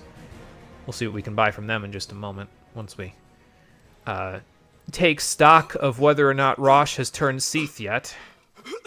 Apparently not. I mean, he has a name, so not being nameless, he wouldn't get turned Seath unless it served the plot. Excuse me, like Sid. Yeah, your entire platoon got turned into Seath. It was a fate worse than death, so we relieved them of it. I mean, haven't you done enough? Enough. Under Falsi orders, I've orchestrated mass murder, all to answer the fears of a panicked populace. How would mass murder answer the fears of a panicked populace? You're killing innocent people. It was the only solution I could offer. You mean without them dethroning you as the second highest person in the military? Were using us? I believe their rule was best for Cocoon's present and future prosperity. Why? They had you orchestrate mass murder. It seems I misjudged their benevolence. They're not benevolent. They had you orchestrate mass murder. You said it yourself. Is my punishment. I accept it. So, you're just gonna let everything go to hell, is that it? You're right. One thing remains. I mean, the thing you should have done this entire time, rather than trying to murder us? This is SciComm Director Roche. Attention all SciComm and Guardian Corps units. Suspend LaCie operations. I repeat, suspend LaCie operations. Yes, the answer is yes. Units should focus their efforts on evacuating the civilian population. Now, I do not issue this order as an absolute. I have a question. You are free to make the choice. The cavalry would have access to that line, because otherwise they wouldn't be able to keep tabs on what's going on outside. Wouldn't they hear that and be like, oh, what the fuck? That's not what's supposed to happen.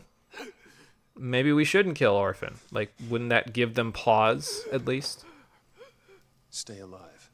We'll see you when it's over. See, you say that, but then you leave him there without casting Curaja on him to mend his broken ribs, Snow. At least toss him a potion.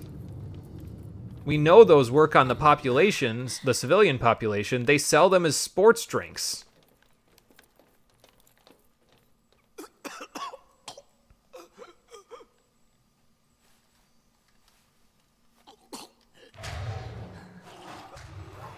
Well, that's a problem.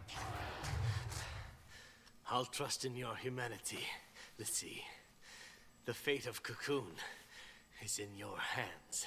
Well, it's not the Holy Hand Grenade of Antioch, but considering this is a cutscene, The end which I have chosen. It's probably going to get the job done.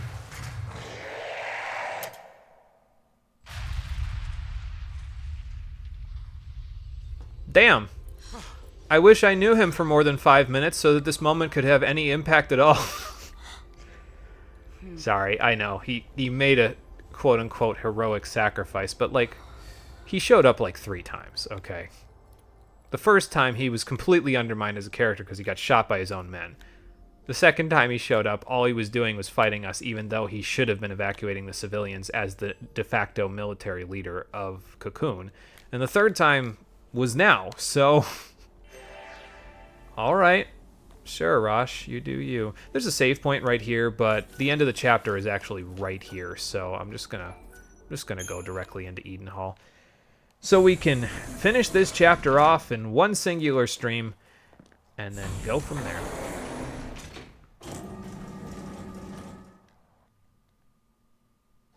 There's one specific point that I'd like to get to, and it takes like another 5 minutes, so we'll go a little over time again, but that way we kind of have it all set and ready to go for ourselves for when we get to Friday. Then we can just focus entirely on Chapter 13 and get to the final save point so that we can confront the final boss on Saturday.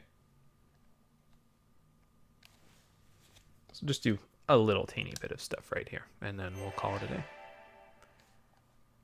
All right, now listen. If I hear Ultimecia's castle start playing in the background here, I'm going to fucking flip. All right, but we can take this stuff off, give them the usual stuff now, so we can give you guys back your usual stuff now, which is exactly what they were wearing. So, do that, and that. Again, I think actually, I'm going to take it off, and I'm going to put the Whistlewind scarf on Fang, because I'm pretty sure I want her to be party leader. No, actually, I'm going to leave that on you for now, because there's one final grinding method in the game that you can do here in Chapter 13, but it's a limited time event. It only works for about the first half of the chapter, and then it's cut off from you forever because the configuration of the dungeon will actually change so that you can't access it anymore. So as a result of that, I'll show what it is, but Yeah, if you're going to take advantage of it, make sure you take advantage of it early, because if you don't, well, it probably won't end well for you. Well, it will, because the other 2 grinding methods will still be available, but we'll talk about that in a second. So let me just get everybody equipped first, and then get their stuff going here. The usual paradigms, get those back. And then we'll still do the Sab, Sen, Rav that we did before, because that worked pretty well, actually. So, all right, all back ready to go. Let's move on forward and see what we can do.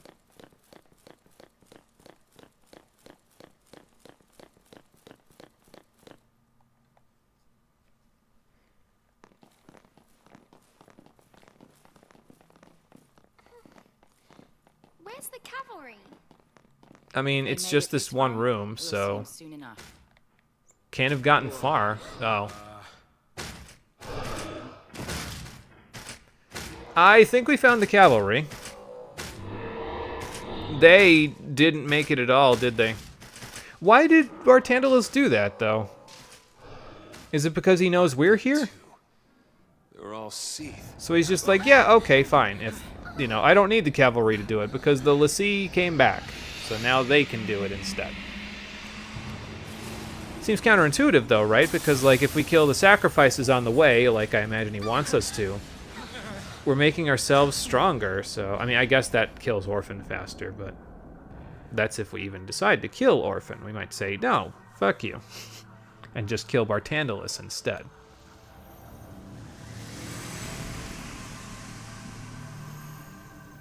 Well, looks like the goddess has left us again.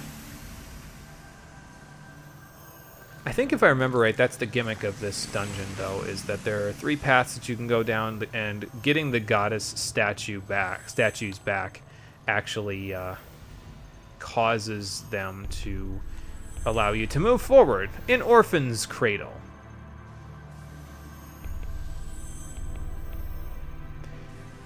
Why does that look slightly like Dream Drop Distance's Deep Dive? How do I know what that looks like? You said it. It's not just our future we're fighting for. We'll do it for everyone. Fal'Cie rule ends here. Daisley, we're coming for you. Once we figure out how the hell we can move around in this dungeon in the Tesseracts. Alright, well, there's a quick exclamation point right up there. I'm gonna try to run past all these enemies real quick, just so that way we can get there faster.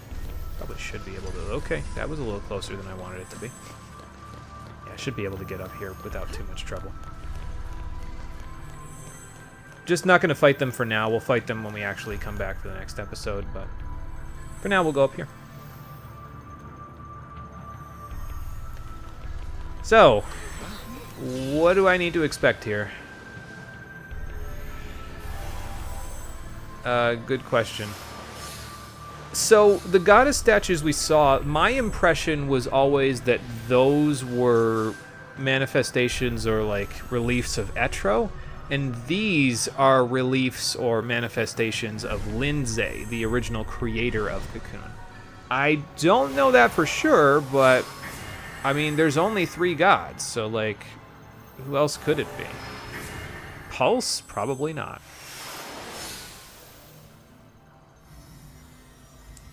And then there's that one who is apparently heading out. That looks like a gate to Grand Pulse. Uh-huh. A last gift from Bartandalus? Get stronger if you need to, I guess. Oh. Okay. Well, he configured more dungeon for us, I think.